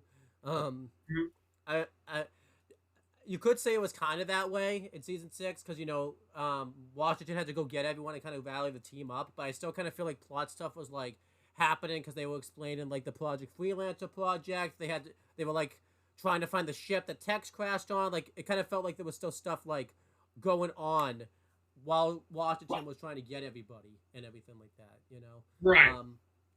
This really, even though, it had a slow start, stuff was still happening. This really just felt like nothing really until, the last 25 minutes. Yeah, definitely. But yeah, let's get to the plot stuff, though. We'll talk about the nice little mission that Sarge, Griff, and Caboose are about to go on. Yep. So this is my section. They're getting ready to go. They're getting the Warthog all packed. It's Griff, Sarge, and Caboose going, whereas Simmons, Lopez, and Donut are sticking behind. This is an interesting team up. Having Caboose team up with Griff and Sarge. That hasn't really happened yet. Griff teamed up with Church back in Season 3. Besides that, Caboose hasn't really teamed up with the Reds all that much. Yeah. I thought those were good. Typically, it's been Church or Tucker hanging out with the Reds. So I liked Um, that. Yeah, it was a good balance. mhm. I liked this. I did like this team that I, even though they didn't give a good reason, the team that went was a good choice. If they had to pick, if I had to pick, like the all three of them bounced off each other like very well. I I agree. I we agree. did forget. I guess Caboose had a good reason to go because he kind of needed to go to. Oh yeah, well, yeah. Who's had the best reason to go? Then Donut, but he didn't. Yeah. And So then like yeah, Griffin Sarge, like yeah, it makes sense. Sarge could have been a stronger reason, but whatever. yeah, but yeah, Um, I liked the team that went. yeah. Um, yeah. So and then they're getting ready to go. Um, I do like how when they leave, they just like drive into the water, Yeah, that was and then funny. Lopez is like, "Did they just go into the water?" But like no one else cares. Yeah, that was well because they don't understand them, so that's why I don't care. Right. Right. Um, what else? Um, And then I do like how um Sarge says he says something about like dying in glory or something, yeah, and that like at least I'll get to watch Griff die. And Griff is like, why do you assume I'll be dead? And Sarge just like stares at him, and yeah, Griff is like, okay, I got it. Like basically saying like, okay, like if Sarge is gonna die, he's gonna make sure Griff dies first. yeah. Um, he does like a funny joke where like he pretty much treats like Donut and Simmons like the pets, and he has like Lopez watch them as if they're like pets, pretty much like take them on the yard, feed them, and all that type of stuff, which was pretty funny. Yeah, yeah, And then yeah. Like Sarge says like not to get into trouble or anything while he's gone. But as soon as he's gone, Simmons is like, okay, well, I'm gonna get a shit ton of I'm gonna get a shit ton of bombs and blow up Blue Base. I'm making a video. Um, yeah, I'm gonna get a shit ton of bombs and blow up Blue Base. And Donut's like, that's exactly what Sarge said not to do. But then he jumps on the jump thing, and he's like, I don't give a fuck. As he's leaving. yeah, that was good. I liked that. I do kind of like Simmons this season. Normally he's like the kiss ass, but I do kind of like how this season he's kind of like done with Sarge's bullshit, and he's just like super violent. Like he's like he wants to go kill Caboose. He wants to go blow up Blue Base. Like he's like, Yeah, nah, fuck all the shit. I just want to murder. I mean, if you think about it, he's kind of the main character of like the my plot that I'm going to be talking about. Like he's kind of the one that's driving that story, pretty much, actually. So, Yeah, pretty much. Yeah. Um. So yeah, then we cut to um Sarge Griffins and Caboose. I almost said Simmons because I'm so used to that trio. They pull up on a beach somewhere, and Caboose is like, "Hey, pull over. I gotta use the bathroom." And they're like, "Again?" That's like the fifth time. So clearly they've been like on the road for a little while. yeah, Um, and I like how when they park at this beach, Sarge is like, "Look, Griff, sand. We must be getting close." And Griff is like, "What are you talking about? There's no mystery of where we're going. Like we have the coordinates. We're driving there." Because like Sarge is, acting like it's a mystery and like, like we don't know where we're going. But Griff is like, no, we do. Like it's like in our GPS. We're driving there. yeah, that was funny. Yeah, that was kind of it. I think that was mainly to show like, like it's kind of a long trip. Like it didn't, they didn't just get there right away. Like they were gone for a little while. Yeah. So do you Um, think like my plot was while they were like actually traveling, or you think like both plots were happening like simultaneously then? Like, do you Probably think while they like were traveling, um I'm just because asking. Simmons is looking for bombs. Then like they have that conversation with Lopez where he's trying to find the bombs. Yeah, Then he goes to see Donut, and then we see the Blue big Base. And that happens. yeah, So yeah, I'm pretty sure like all the whole Valhalla plot line is happening like while they're on the road. yeah, okay,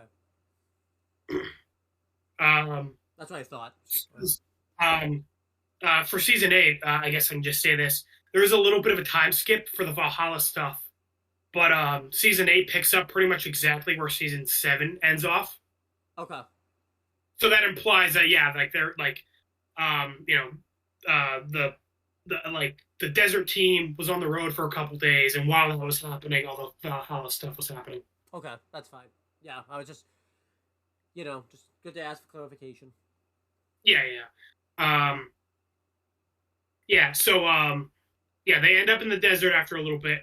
Um,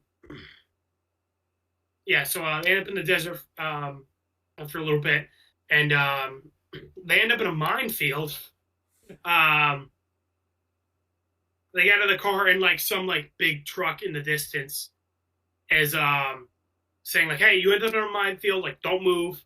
Like we're gonna get you out. You're in a restricted area."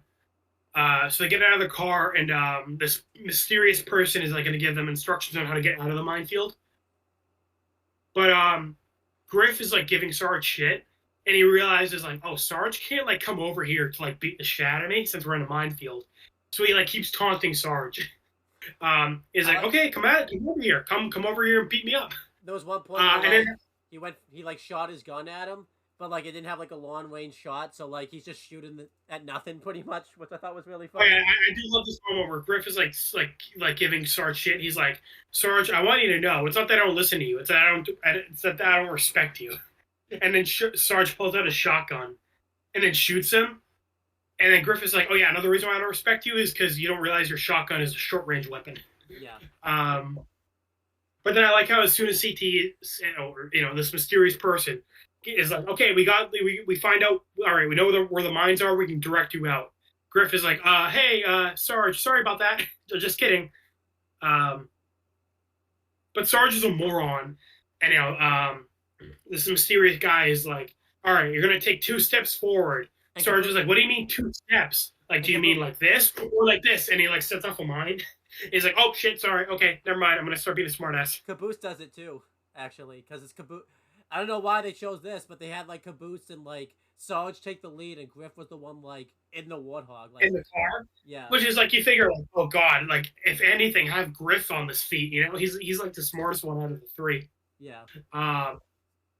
But basically, Griff gets sick of this, and he just starts driving. He's like, all right, you know what? Fuck it. I don't want to listen to this bullshit anymore. And he just starts driving. And I like how CT is like, all right, yeah, you know what? Right, fuck it, just run. Like, CT is already sick of them. Yeah.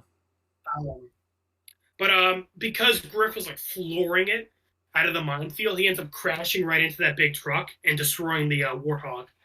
And Lopez just fixed it too. Fucking poor Lopez, man. Yeah. That's another point to the Chad Lopez. He's repairing all these vehicles immediately after the Reds are always fucking destroying them. I did like because typically there'll be like something afterwards when like the screen goes dark after the episode. We could like hear like all of them like being hit by the mines, because this time it actually like there was like continuity with it, because like they mentioned that like Caboose walked into like a mine, so like that was kind of happening like while the screen went black and everything like that. So I kind of like there was some continuity there. Yeah. So the next episode started with like the Warthog crashed, and Caboose is like apparently been killed, blown up, and Sarge is like, oh look, we Caboose is dead, and Griff is like, that's bad because he's the whole reason we're on this stupid mission. Yep. And I love how Sarge starts like giving a eulogy for Caboose. And then CT walks out. This is the first time we're seeing him. And he's like, what the hell is wrong with you guys? And then Sarge is like giving you... As we find out, because we find out who CT actually is later on, this was meant to be like a big reveal, like, new character, he's going to be important to the plot, and the Reds just don't give a shit. They're just fucking giving like this eulogy for like Caboose, which I thought was hilarious. Like, they just do not give a shit. Yeah. CT ends up being the villain of the season, and like he's introduced, and the Reds are like, don't give a shit about him. Which we pointed out earlier. It's so weird. It's like, the season's definitely more comedy focused, because last season, the season's a lot more Red focused, which is probably why, because Red is more of like the comedy and Blue is like the plot. But also we had Washington last season, and he's like the serious character. He kind of like reins everyone in. Yeah. When the Reds and Blues were like bickering last season, he's like, all right, all of you shut up, and they all listen to him. This season, CT tries to be like, all right, all of you shut up, and they don't listen to him. Yeah. It's kind of like Washington, like, maybe they're like, okay, maybe the minds are thinking, okay, we just dealt with someone that like did this, they did it a lot better. We're scared of this guy. You're just nothing to us. Like, go. Yeah. Pretty much, they listened to Washington. They were scared of Washington. They don't give a shit about CT. Yeah. I feel like season 6 probably wouldn't have been that way too had Washington not been the main character. I think the main reason why it was so serious is because, like you said, Washington was the main character, and he's kind of more of a serious character and everything like that. So Right, right. Yeah, so yeah, this season definitely more like comedy focused. I guess a big flaw with this season is like the villains are definitely not as strong as last season in next season. until the end, It's more coming up next season in like future stuff. yeah, I mean, we do get a continuation from last season, but yeah, like just in general, the villains don't have that like presence from last season. until Like the the end, meta was the meta and the director were big deals last season. yeah, And the meta is still a big deal, but he's kind of like on the back burner.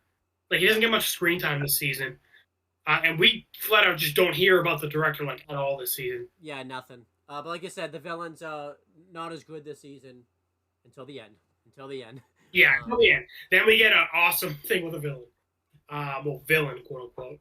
Um, yeah, but I like how Sarge is giving this eulogy for Caboose, and he's like kind of happy that Blue's dead, and he's like, well, he's in whatever part of hell you send the Blues to, but he's also like kind of upset with God. He's like, look, it would you could have had Caboose like land on Griff and kill him, but you didn't. He's like sad. He's like, damn it, God, you had another chance to kill Griff and you didn't do it again. I think even says I'm starting to question you now too, which is really funny. Like Yeah. Well, yeah, he's like Griff should have landed on a mine and been blown up. And then when Caboose finally lands out of the sky, he had been in the sky for like 2 minutes.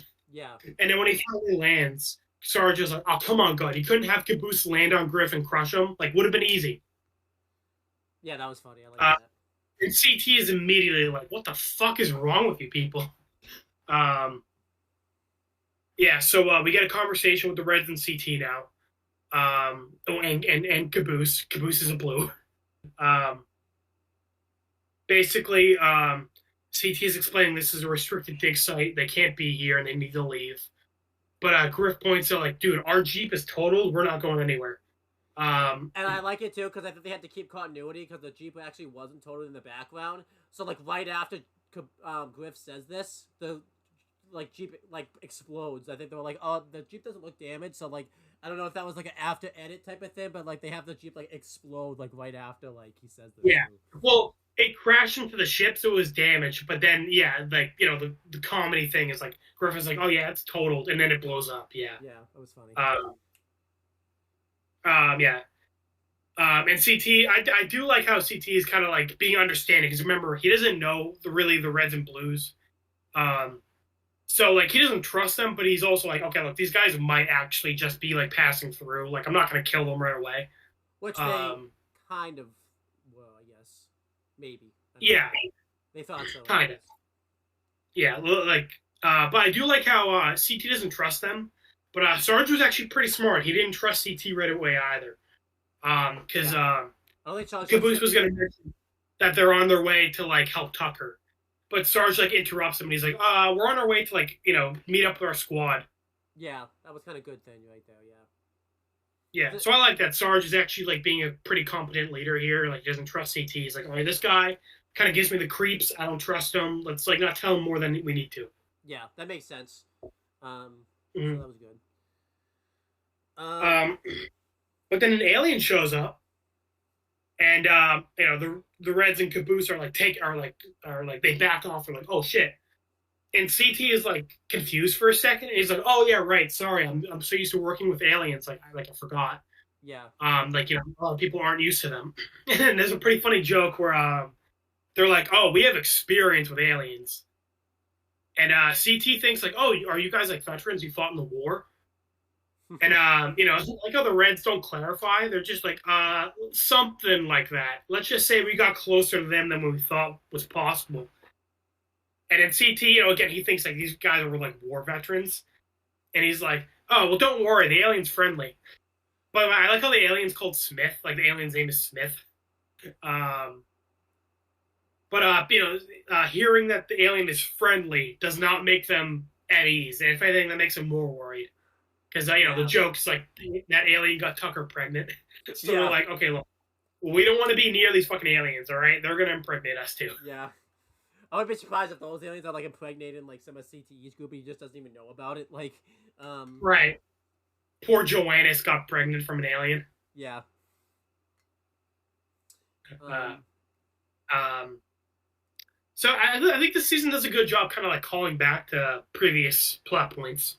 Yeah, yeah. And if they don't do it like so much in your face either, like they do it when it makes sense. Well, it's also not like in a serious way. It's more like for like kind of like running jokes and comedy. Yeah. Like again, like just kind of like Tucker got pregnant, and they're like freaked out by aliens because of that. Not like a serious thing, but it is kind of like funny and it like makes sense why they would be like, yeah, no, we're not getting near that thing. Yeah, and they tie off certain plot points well, like you said, like the time travel thing. They tied up pretty well, which was good. So, yeah, yeah. So CT is like, okay, look, your Jeep is destroyed. We got some spare parts here. You can use it to fix your Jeep, but like after that, you're gone. Don't snoop around. This is a restricted area. He's being like a hard ass with the Reds and Caboose. But as far as we know, seems like a decent guy. He just bit, where like he quizzes them on like, what are you gonna do if you find some spare parts? And Caboose is like, not take it. And the guy's like, that was a trick question. You're not gonna be looking for anything. And then I like how Caboose was just like, well, maybe that was a trick answer. It's like, there are no trick answers. There's only right answers and wrong answers. CT's kind of wrong because people will give trick answers sometimes, actually. So I don't think CT. Yeah. But yeah, Caboose totally was. And to be fair, they genuinely they did find an artifact even though they weren't looking for it. Yeah. So there you go. Yeah. So yeah, there you go. Another reason why you're a fucking moron.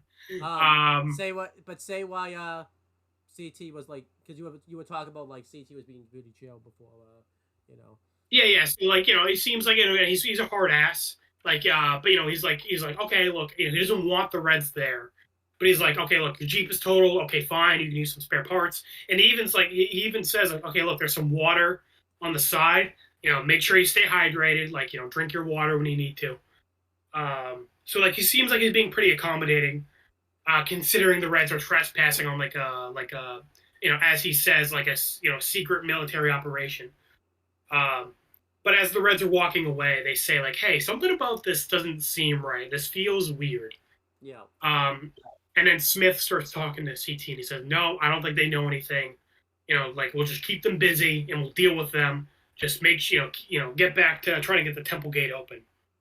And I like this where they do a long shot where like it zooms out from CT and like we go kind of to the other side of the area and we see just like a pile of dead bodies like behind a wall. So obviously, as we find out later, this pile of dead bodies is like the original like dig team. Yeah. And that basically CT and his guys came here, killed all the people, and now they're like pretending to be the dig team. Yeah, that was cool. Something like it's probably happened in military terms before, but it's kind of cool to think like you wouldn't think something like that would happen, but it's like, wow, that's kind of cool. I like how that happened. I kind of wish. I mean, it's like a top secret operation, so like it kind of makes sense. Like if anyone comes here, just say this is a secret thing. I can't tell you shit. Yeah. And then you see later. Because later on too, Sarge asks CT if he has a rank, and CT's like, not one you would recognize. Yeah, and like later on, when they're looking for like spare parts, they don't see, like there's no radios in the vehicles, and it makes more sense like why when Taco radioed into command, you couldn't hear him very well because like they probably shot the radio signal down so that way they wouldn't be traced or anything like that. So, and also remember in the Valhalla plotline, which you're going to talk about, Lopez says they're trying to radio Sarge and they can't get to him. Yeah, so that makes sense. Yep.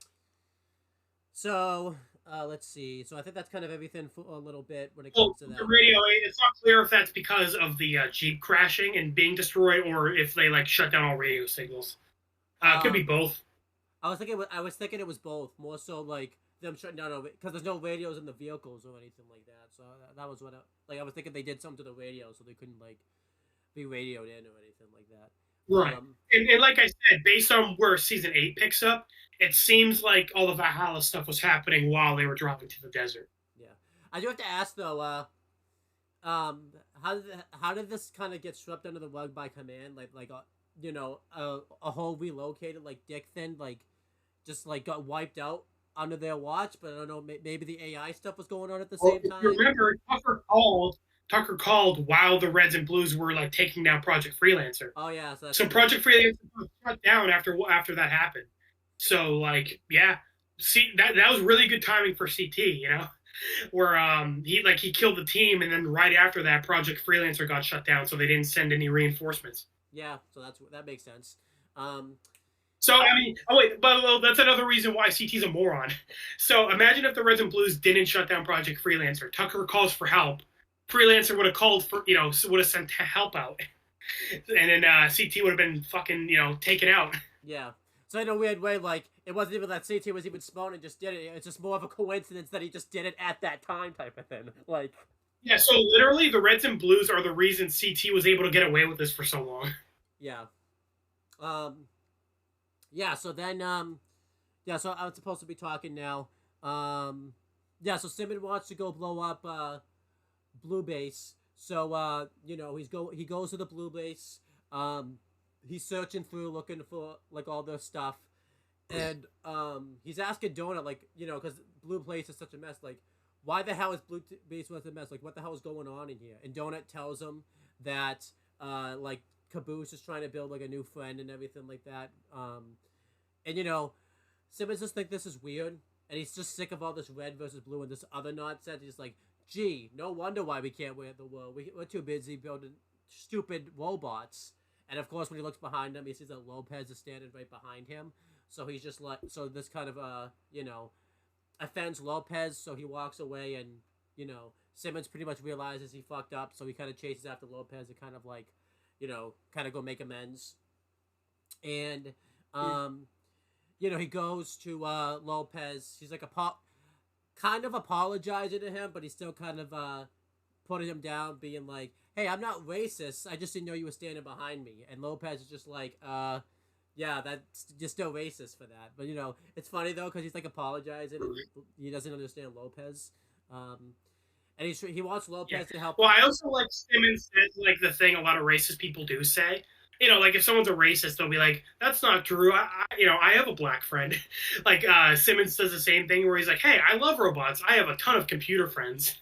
He actually says something though, like because he says he's technically a robot because like Sarge put some of like some robot mechanics like inside of him, so he's like, I'm somewhat on computer. Yeah, if you remember during season 1, that's actually that we saw that in the show. Season 1, Griff got hit with the tank, or no, the warthog, and then like basically Sarge did a surgery where he took off Simmons' organs, put them in Griff, and then like Simmons became like a cyborg. Yeah, so that was kind of cool. Like nice little. Well, I do think Lopez forgot about that. Like Simmons is like, "I'm 1A cyborg," and Lopez is like, "Really on your mother's side?" And Simmons is like, "No, remember Sarge did that surgery on me?" And Lopez is like, "Oh yeah, right." Yeah, I kind of forgot about that too until you mentioned it. So Right. Well, that's kind of what I meant earlier with season 7. I think doing a lot of good job with kind of like callbacks to the previous stuff. yeah, so then Like something like that. Like, need to mention that, but it's like, oh yeah, that makes sense that they would like bring that up. yeah, so then eventually like Lopez finally kind of like I don't think he really forgives him, but he kind of just finally lets it go. So it's like, okay, I'll get you the explosives. And then Simmons fucks up again by being like, "Gee, I thought you're Mexican. I thought because Lopez is Spanish. He's like, I thought you Mexicans would totally hold a grudge." And Lopez just kind of stares at him, and he's just like, "You know what?" He kind of realizes he's not gonna get the explosives. He was like, "I'll just find it." He just pretty much says like, "I'll just find another way to destroy Blue Base." Like he kind of realizes like, yeah. And I like Lopez is like just like, yeah, good luck with that. Like he's like, yeah, no, I'm not helping you with shit. Yeah, Lopez was awesome. Again, Lopez. Like Simmons does racist shit, and he basically just like doesn't help him. He's like, "All right, man, you do, you can figure this out on your own." He was being really hilarious here too. Like he's just like, because like Simmons doesn't understand him, but Lopez is like, "Yeah, look at me move, getting those explosives. Really gonna go get those explosives there, pal. Like really gonna go grab those." Like, and he's like not even moving. He's just standing in one spot. It was awesome. And I also like how after Donut tells Simmons about Epsilon, he wants to like radio Sarge, but he can't. So he asks Lopez to like fix the radio, and Lopez is like, how the fuck am I supposed to fix their radio? Yeah. Like I'm not there. And he's like, yeah, I'm magic. I'm a magic robot. Let me just go do that. I like to cuz Simmons at that point was trying to speak like he was trying to speak English so he would understand it. And I liked how Simmons was no, not Simmons. Lopez was just like, "Your English is worse than my English," and then like Lopez is like talking down to like him. It was Lopez was awesome this season. He was great. Like, Oh yeah. I also like how Simmons is like, how come you've never learned a little bit of English after spending all these years with us? And Lopez is like, probably because I'm always avoiding conversations with you idiots. yeah. And you can't honestly, I can't blame Lopez for not learning English. Like Yeah. like Remember last season they did a joke where like as soon as Griff and Simmons were gone, he like erased his memories of them. yeah. I guess he didn't, right? Because he Yeah, I guess he didn't because he remembers them now. Um, yeah, no, again, the fucking Chad Lopez just like done with everyone's shit. Um, built a hologram chamber, and he's gonna do some badass stuff later on. don't forget too. But yeah, When he was at Blood Coach, he showed up there in like 2 seconds. He was like there like in 2 seconds. Like he showed up in 2 seconds. Don't forget about that too. oh yeah, he literally just showed up. Oh, and don't forget, he won Blood Gulch. As soon as Sarge was gone, he won the battle in Blood Gulch. Simmons is not Simmons. Lopez is he's a champ, dude. Like Yeah, I want to yeah. say Lopez versus Season I 7 is want to say Lopez versus Chiazzo. That'd be awesome. Like yeah. Well, it's funny. I like how we were saying Gyatso has like balls of steel. Lopez has literal balls of steel. He does. Yeah. Yeah. I'm surprised he's able to run away from the meta with those giant nuts of his. Nuts and bolts, if you would. Yeah. So then, back at Blue Base, Donut comes over and he kind of tells Simmons that he cleared out all of Caboose's projects so that way Simmons wouldn't destroy it. But he still kind of tells him what was left. He just said like not much, just like all this stuff. But then he mentions he took that AI unit with him, and Simmons like starts figuring out like wait what he still had Epsilon like no he was supposed to like turn that in. That was supposed to be the deal of us getting our bases. And I think Simmons is freaking out because he's thinking like crap like we're keeping something that like Command wants and everything like that. Like this is gonna fuck us up and everything like that. So he's kind of panicking. Yeah. And he tries. And remember, this is the reason why Washington's in jail. This was supposed to keep Washington out of jail. So Caboose keeping Epsilon really fucked over Washington. Yep. So yeah. Like you said, that scene happens that you just kind of said where Simmons tries to radio into Sarge, but he can't because they can't access the radios, and then but we kind of jumped the gun, but then we find out like there's no radios there and stuff like that. Like we kind of jumped the gun. We kind of all that stuff happens. Yeah. I think that's kind of everything on my end. I think all my stuff up until the end is gonna be. I hate to tell you, AJ. I probably should have picked the longer plot to talk about. I don't think we kind of didn't realize until before we do the video that all my stuff that I'm gonna be talking about to be very quick because it's not a lot of screen. Yeah. The A plot is definitely the desert. Before watching the season, I remember thinking like, oh, the plots were pretty equal. But then I rewatched it, and again, the slow start, I was like, wow, I kind of forgot the Valhalla plot line. Definitely doesn't get as much screen time as the desert plot. Even though I would say I think I like the Valhalla stuff more. Like I think it's a bit more interesting. I definitely think, because you said I think that maybe it's better that it wasn't 2 hours. I think they should have made this season 2 hours and gave more plot, more screen time for like the Lopez, Simmons, and Donut. I would have been fine with that. Yeah. Donut really doesn't do jack shit this season. So maybe having a bit more of like a cat and mouse chase between with all the Valhalla stuff would have been a lot better. Yeah, I would have liked that. Yeah, but going back to the desert. I feel bad for you because you're talking about the A plot. You fucking work today, tired as shit, and you'll be doing a good. Yeah, and I did overtime this week. Oof. So yeah. Oh well. So yeah, they're this is presumably not too long after the last scene with the desert. As we said earlier, all the jeeps that the Reds are like scavenging, like have their radios ripped out. Sarge is being a moron, and he's like, "Oh, maybe they like ripped out all the radios to like make a super radio." And Griff is like, "Yeah, I seriously doubt that." Um, Meanwhile, while Griff and Sarge are like bickering, Caboose like notices Epsilon is like making noise again, and he's like trying to hide it. But all of a sudden, CT shows up, and he's like questioning them. Caboose drops Epsilon, and like Sarge and Griff are trying to like cover for him because even though they don't know what happened, he has Epsilon. They're still like, oh shit, we want to keep as much from CT as we can. Yeah. CT is like, all right, hurry it up, like get your Jeep fixed. And Griff makes a good point where he's like, dude, like we're not gonna get our Jeep fixed in the next like 10 minutes. You know that, right? Yeah. Because remember, their Jeep literally exploded. So like, I mean, good luck. That shit, if Lopez were here, that thing would be fixed in 5 seconds. Oh, but because he's not, it's gonna take him like a week. But yeah, CT's like, okay, yeah, I know. Like, as you see, Sarge can't even build the Jeep. Like he was struggling and relocated to like. Yeah. So like it might take him more than a week. You're thinking a week? Well, the thing is, they would fix the Jeep and then blow it up again like immediately. I think, and then CT probably would just kill them at that point. Yeah, CT's like, all right, no, fuck that. Again, I'm genuinely surprised he didn't kill them already.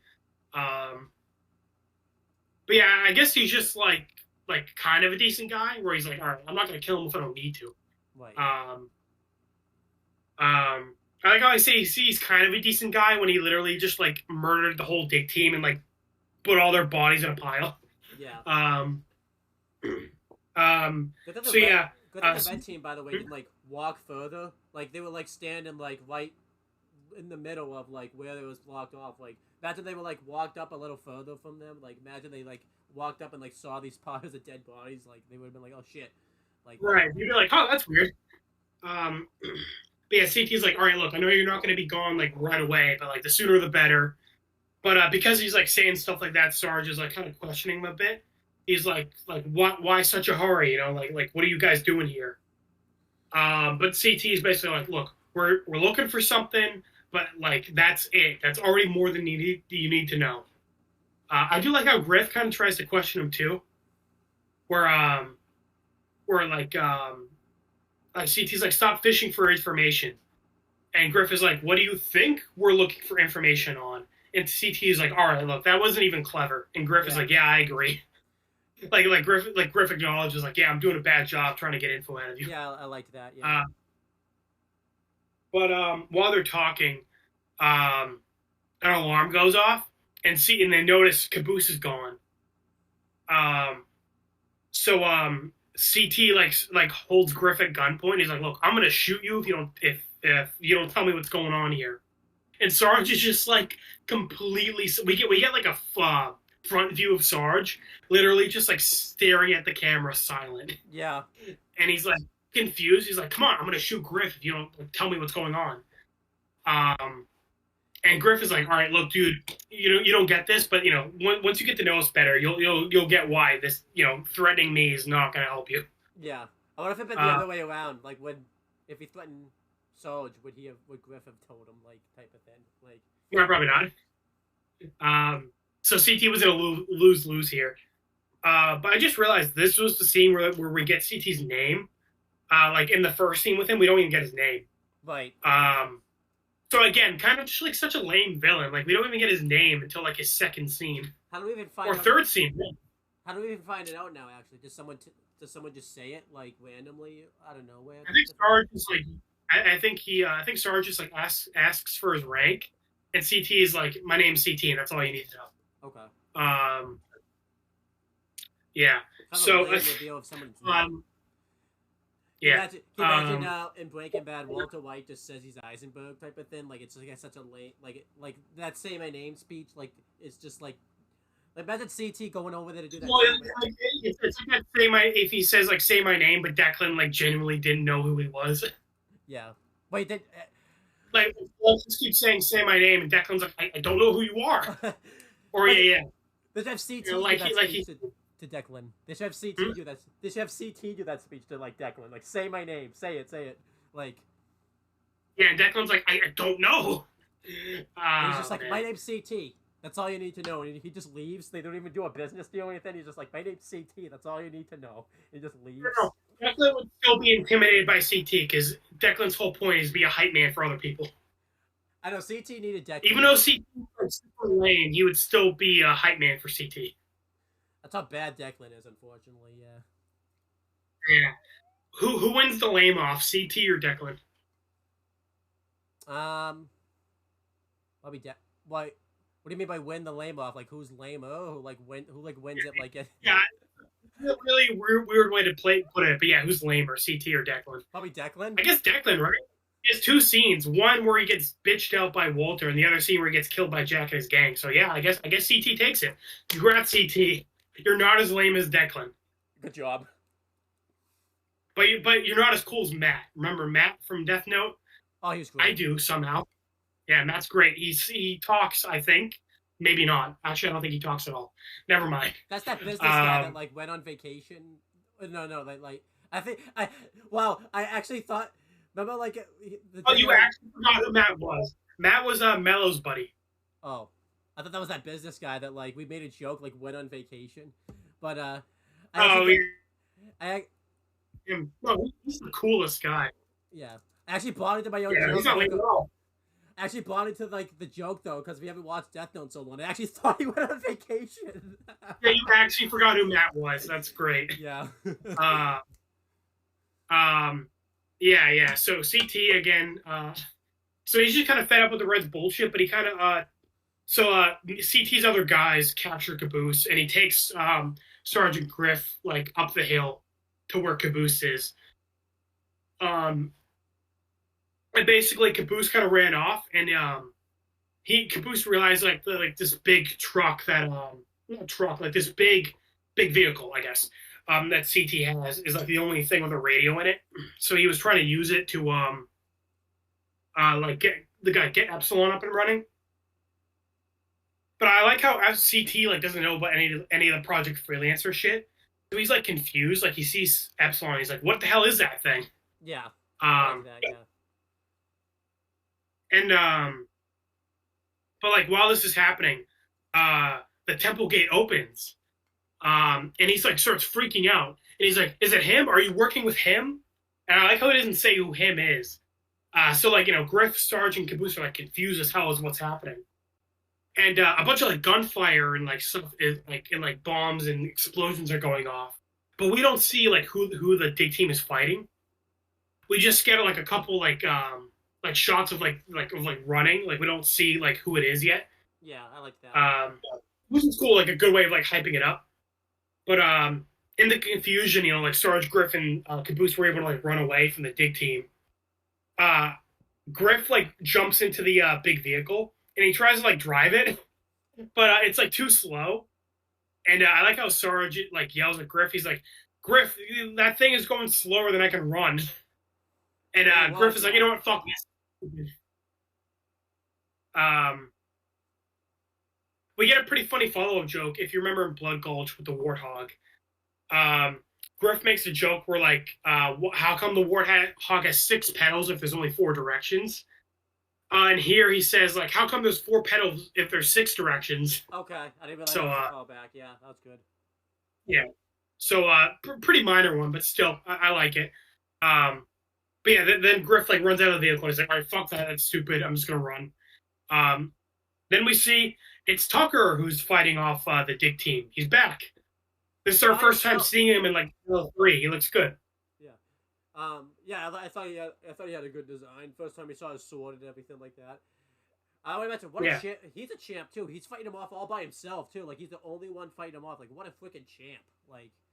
Oh yeah, this is a great season for Tucker and Lopez. Tucker has been fighting these guys for presumably like months. He comes out, kicks all their asses, gets the Reds, tells the Red to get inside. I like how he's like, guys, come on, follow me. And Caboose is like, Tucker, it's so good to see you. So what have you been up to? And Tucker's like, what the fuck is this, a reunion? Like follow me. Yeah. I could just picture like. Because remember, Caboose hasn't seen Tucker since Blood Gulch, and it's been like a year and a half, maybe 2 years since then. Right. Yeah. Yeah. But yeah, they go in the temple, which was cool. Okay, I thought you wanted to say something. That's why I paused. But yeah, they go into the temple. Imagine, just two army vets like in the middle of battle, just having like a nice chat catch up, like while they're in battle. That would be fun. Yeah. But also another reason why CT sucks. I mean, Tucker's really cool, but it's like it has like an army of dudes with him. Yeah. And he's getting his ass kicked just Tucker. Like Tucker doesn't have any help. It's just Tucker. Not just an army of aliens also. Like he has two species of like, of like dudes helping him, and Tucker's kicking all their asses for months. Yeah. God damn, it's one of those things where like we start it and we're like, oh yeah, CT's like there, he's whatever. But then we start the video and he's like, wow, he sucks. Is he worse than Neo? You know? No, fucking no one's worse than Nier. I'd like to see Nier. Well, I'll say, yeah, it's kind of like Takeda, the Death Note movie. Yeah, this is very Takeda-ish. I want to see Nier. How about this though? Nier versus CT. I don't know who to root for. I might root for TT. Ooh. I might root for. Nah, Nier was the worst part of Death Note, like easily. Yeah, I'd say. You know what? Thing is, CT's lame. Nier is like actually makes me want to punch my screen whenever he's on camera. Not even just that. Nier nearly ruined the whole series. That's how bad he was. For real. Like Nier almost ruined the ending. Like the ending of Death Note would have been good if it wasn't Nier. Yeah. You know, like legit.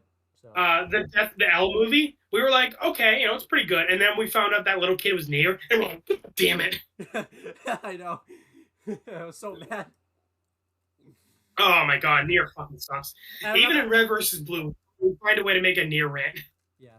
I remember though when we watched the Death Note movie, we're like trying to figure like how is this kid like avoiding the virus? Like what does he have that avoids the virus? And we found out it's that he gets the name Neo. It's like, oh, okay, makes sense. That's why he avoided. Yeah, he read the script to avoid the virus. Yeah, his plot armor protected him. Yeah. I still can't believe we got Nier in that movie, but no Mello. Like, damn it. Yeah. But yeah, CT's Mello is so fucking cool, but he gets no screen time. Yeah. Hey, at least we didn't have that with the CT team. Like, at least there wasn't like a. I don't know. That alien was pretty cool though. That alien was pretty cool. Like, Smith. Yeah, I like Smith. I like Smith. Smith is cool. And you just have Smith should get his own spin-off. Maybe he will. Hey, maybe that was meant to be Smith at the alternate ending of OVB in like season 5. Maybe that was meant to be Smith. Yeah, where the aliens take over Blood Gulch. Yeah, I can see that. Yeah. So the Reds and Blues retreat to the temple. I can say the Blues now because now there's more than one of them. Yep. The Reds and Blues retreat to the temple, and let me look at the notes because I'm making sure if I talk about this or if I pass it over to you. Yeah, they all go inside. Now it's you. Okay. So yeah, back at Valhalla, Lopez builds motorcycles. He builds 2 of them so that way Simmons can catch up to Soj and like tell him. I guess this was to kind of. I think this was to kind of tell us that this was taking place like earlier, earlier in time because like he even mentions it so you can catch up with Soj. So this happened like right when they left. Simon thanks him and he says, he wonders why he built 2 motorcycles, but Lopez says, because he thinks one of them's for Donut, and he says, nope, that's not for Donut, because I like Lopez says this, because then, we've been seeing this happen like throughout the season and everything like that. I know you guys have a tendency to break things very easily, so I built 2, just basically so he could save himself trouble from having to make another one, which is funny because both of them get broken later on, so it's like Lopez couldn't even wait. Oh yeah, and both of them by Simmons. Yeah. Well, the joke was good. We're like, Simmons doesn't understand Lopez obviously because it's not relocated. That's the only time they understand Lopez. Simmons like drives off and immediately the motorcycle blows up. Yeah. And then he just kind of like awkwardly walks back and he's like, hey, so I'm just gonna take this other one. And Lopez is like, yeah, the keys are in the ignition. Like he's not even mad. He knew that was gonna happen. Well, I loved one thing though, because this was pretty funny. So this is Lopez calling himself like how much a champ he's been this season. Simmons even calls out like, "Wow, why does it feel like I'm doing everything here? Like I have to go once Sarge about this and that. Like he says, why do I feel like I'm doing everything?" And I love Lopez even calls out, well, "You're doing everything. I just built 2 motorcycles." Like even Lopez points out how much of a champ he's been this season, which is awesome. Oh yeah, he's like, dude, I am doing all the fucking work. I am basically red team right now. It was awesome. Yeah. So yeah, Simmons drives over to Blue Base, and Donut's underneath in Blue Base. He's just kind of looking around at Caboose's project. He's like, "Wow, Caboose really makes a lot of trouble for 2 people." Well, I guess technically it is 2 people because he's making another person. And we see somebody come in. We don't know who it is originally. I was thinking it was Alpha, because obviously the trailer showed because he was in the same attire as Alpha. So I was like, is this Alpha? Because it's the same, he was wearing the same armor and everything like that. But we had ominous. That'd be really weird if Alpha was alive. Because obviously what happens in the desert with Epsilon. So imagine Alpha was alive. That'd be really awkward. Yeah, it would be. I mean, I just thought it was because. Now, why do I feel like though this is gonna be like a Washington situation all over again? I mentioned because we just did this whole. I'm not doing this again. We're not gonna do a whole video where we talk about the Washington thing. Where I talked about how he died and everything like that. We come back the next season. We find out that Alpha fucking lived. I'm not doing this again. So. Yeah. But, and that smile kind of gave something away. I don't know. I think that gave something away. But anyhow, let's just keep going. No. Alpha is actually dead. I'm not lying about that. No, okay. Alpha is actually dead. I was just about to do this whole thing, we're not doing this again, because I remember we did this whole video in Recovery 1 where we talked about how, Washington was dead, and then we came back. And right, I did just sit there and be like... Also, keep in mind, we watched Recovery 1, 5 years ago, and then we did Season 6. I had to, for, 5 years, I had to dance around the fact that Washington was alive. Right. But anyhow, so, we see this figure come in, and... Yeah, Donut's introducing him. He's being really nice to this person. And I think the way you find out that it's the meta is we see that he has his weapon that he had from the last season. I don't even know what it is. It's a brute shot. A what? The brute shot. Oh, the brute shot. Yeah. So that's how I knew it was the meta. And I'm like, oh, the meta's back. And I was even thinking yeah, I guess the meta didn't die because only the AIs died. I guess he didn't die. So. Mm-hmm. So I wonder what. But if you remember, Delta mentioned that the meta was basically just the AI at that point. Main was a nut job. Having so many AIs in his head turned him crazy. I do have to ask them though, if Washington and the meta both got out of there alive, what the fuck happened? Did they both just walk off? And we're just okay, the Project Freelance is done. I have no beef with you. You got no beef. What the fuck happened? We're gonna see what happened. Well, I mean, the chairman says he's seizing all of the Project Freelancers property. Yeah. So presumably, I guess the military showed up at the base and arrested Wash and the meta. I just have to ask, because you think of those moments, what happened then? Did they just? It would have been funny if they just walked off. That is kind of a weird thing. The EMP goes off, all the AIs get destroyed, and then I guess Wash and the meta just kind of awkwardly sat there until they got arrested. I mean, I guess they were both wounded, so that makes sense. But you just think of those moments wait, what the fuck happened when when the screen went black then? Because we saw they were in different positions. Right. Imagine it took I don't know, a couple hours for the army to get there. Again, that's just a couple hours where they're just kind of sitting there, and Wash is so should we kill each other or what's happening here? Yeah. But anyhow, so the meta shows back up. This was cool. I like this, and I like that it was not Tucker. It was Donut that he saw first. Because Donut wasn't even in season 6, so he doesn't even know who this is. So Donut's introducing himself, being really friendly towards him, and the meta Caboose. No, Donut ducks down to get some. Yeah, I don't remember Donut's name now for some reason. So. Yeah. Well, I mean, this season kind of forgot about him too, so I don't blame you. Yeah. So Donut goes to pick something up, and then the meta shoots at him, but he misses. In hindsight, I don't think the meta was there to kill anybody, so that's why I think he missed. I think if he really wanted to kill Donut right there, he would have. So I don't. Mm. In hindsight, I don't think the meta was going there originally, anyways, to kill anybody. So that's why, like, Yeah, he he probably missed. wanted to like beat him up, probably, but yeah, maybe not like kill him.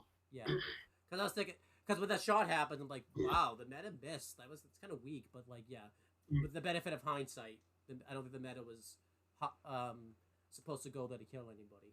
Um, Mm. but yeah, so the meta like kicks over the body of Church, that Caboose is trying to build and everything like that, and I like that Donut again is just being really respectful with him because he doesn't know who he is. Like when he asks the meta to introduce himself, the meta like because he does like the grunts and everything like that and the growls. He just thinks he's talking like a Mm. foreign language. Was that like that's kind of been like that's been a running joke for the meta because that was a running joke kind of in season 6 because like when he goes and attack those like other reds at that base, that's what. Oh, no, that actually was that's not when the joke because that's what Simmons does. So, Griff is like, oh wow, do you have a cold or something? Yeah.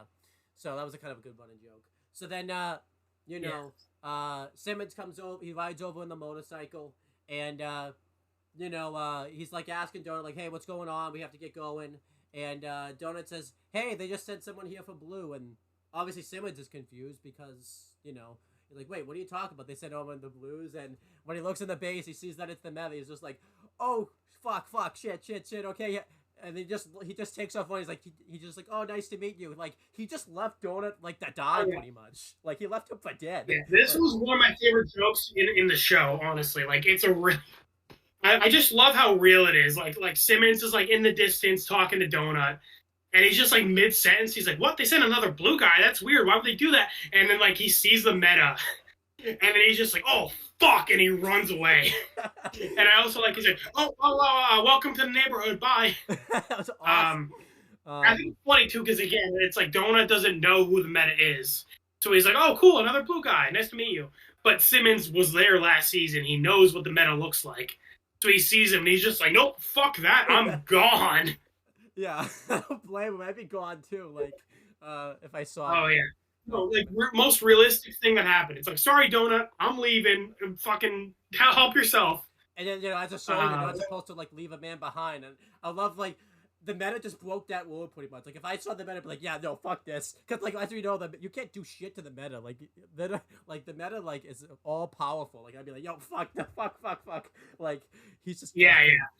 And I love how like the next scene, it's like the meta's like trying to kill Simmons, but like when Simmons runs away, the meta isn't even like doing anything. Like he's literally just like staring at Donut. Like he's not even looking at Simmons. He doesn't do anything to Simmons. But Simmons just like sees him and he's like, "Nope, I'm leaving. Bye." Like that was awesome. Yeah, the meta's throwing grenades at Simmons, and Simmons tells Lopez that like. Sorry, real quick. We're gonna talk about the call at the end, but during Washington's little subplot, Washington mentions that like I need like former equipment from Freelancer to like go capture Epsilon, and the chairman says like I think we could help you out with that, and then it cuts back to this scene with the meta. Yeah. So I think another implication they arrested the meta because the chairman's like, okay, cool, like we have the meta in custody, and then we'll just like have you two like go do your thing. Yeah. I liked it too because you're like if you watch it, when you see the end, if you watch it back a second time, like it makes more sense why those scenes are like one after another when you second watch along and everything like that. So it kind of makes right sense. At first you're like, oh, that's weird. So like, wait, why is Wash talking about the meta? And then it makes sense like after you find out what's happening. Yeah. Yeah. So yeah, the meta's throwing grenades at Simmons. And then, Simmons tells Lopez that, like, the meta's chasing after him and everything like that. So, It's kind of weird that Lopez knows about the meta, but Donut doesn't. Maybe, like, Simmons... I don't know. That was weird, yeah.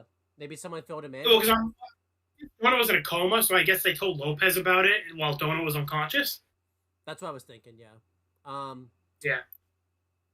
I mean, it makes sense why he knows Wash, because, when Wash shows up later, because they had they had a little bit of a interaction, I think, when Wash went to Blood Gulch.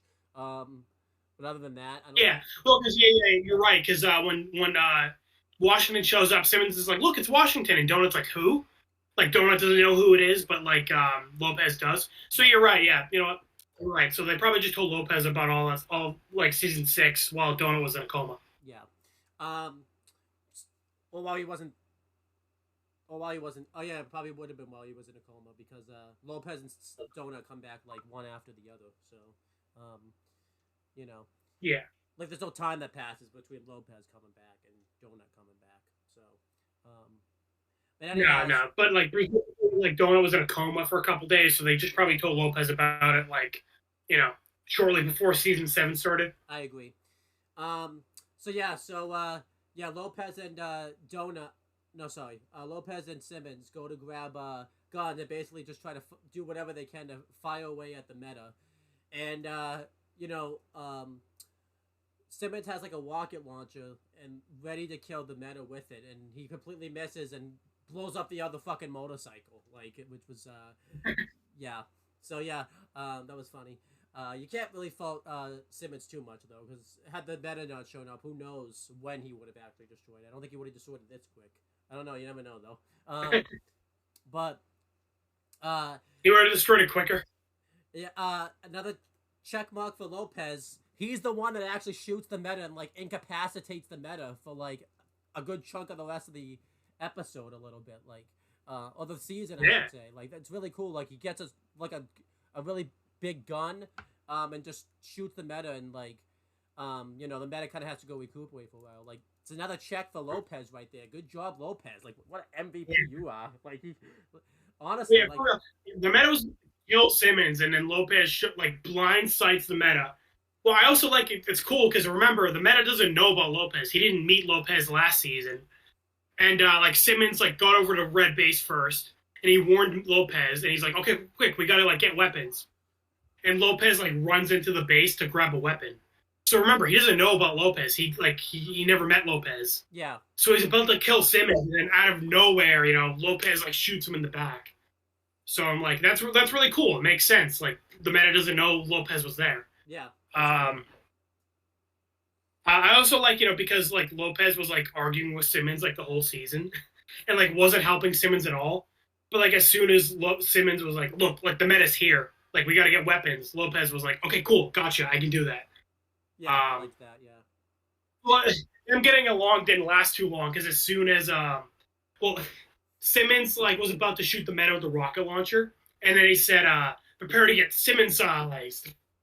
And then when Lopez like came out, he was like, "Did you seriously just say Simmons sized?" yeah. That was good. I like that. Yeah, And I also like how he was like, "Shut the fuck up! You just broke my other motorcycle. Like I just fixed it." yep. Again, Lopez is a champ. Lopez is a champ. Yeah, yeah. Fucking kicks the shit out of the meta, and still has time to fucking badmouth Simmons. Yeah, like who? No one else would have had time to badmouth anyone while they're fighting the meta. Only Lopez. I don't even think Wash would have the time, which is just great. Maybe. I realize I think he did the best job at injuring the meta because Washington kind of injured him in season 6, but he got away pretty quick. Yeah. Like you said, like the meta is kind of like out of the picture for a little bit. So I think Lopez did the most damage to the meta out of like anyone. Yeah. Now again, if Lopez had like, if he didn't have like a sneak attack, would that have happened? Who knows? But like that's still pretty cool that Lopez was like the one that injured them. Got like a really good Yeah. on the meta. So I Yeah, think that's yeah. No, seriously, Lopez. should we give Lopez like 3 checks for that? Because that no one that's I think that's an extra like we've been giving him 1. That's like 3 checks right there. Yeah. The meta was untouchable last season. Yeah, we got to give Lopez props for that. He's like the first one to like really injure the meta. Yeah, that's cool. Oh yeah, I think it's. Remember, he kept everyone alive. If he didn't do that, the meta's killing Simmons and Donut like easily. Yep. Well, I guess in Donut it didn't really matter, but he kept Simmons alive. Yep. But yeah, I think it's your turn to start talking again. Yeah. Cool. Well, you say that, but I've been talking. Well, you know what I mean. That's my bad. Let's try your mouth. So back, in the desert, they the Reds and Caboose kind of just catch up with Tucker. Basically, if you remember, Tucker had an alien baby, and Tex kidnapped him at the end of season 5. But during season 6, Wash played that like audio recording, and we heard that like Junior like jumped out of the ship before it crashed. So he got out of the ship crash okay. He was fine. But I guess like after that happened, he like joined back up with Tucker, and they and Command like had them go to this dig team because the dig team was like aliens and humans, and they felt more comfortable with Tucker and Junior because they're kind of like in the middle. Yeah.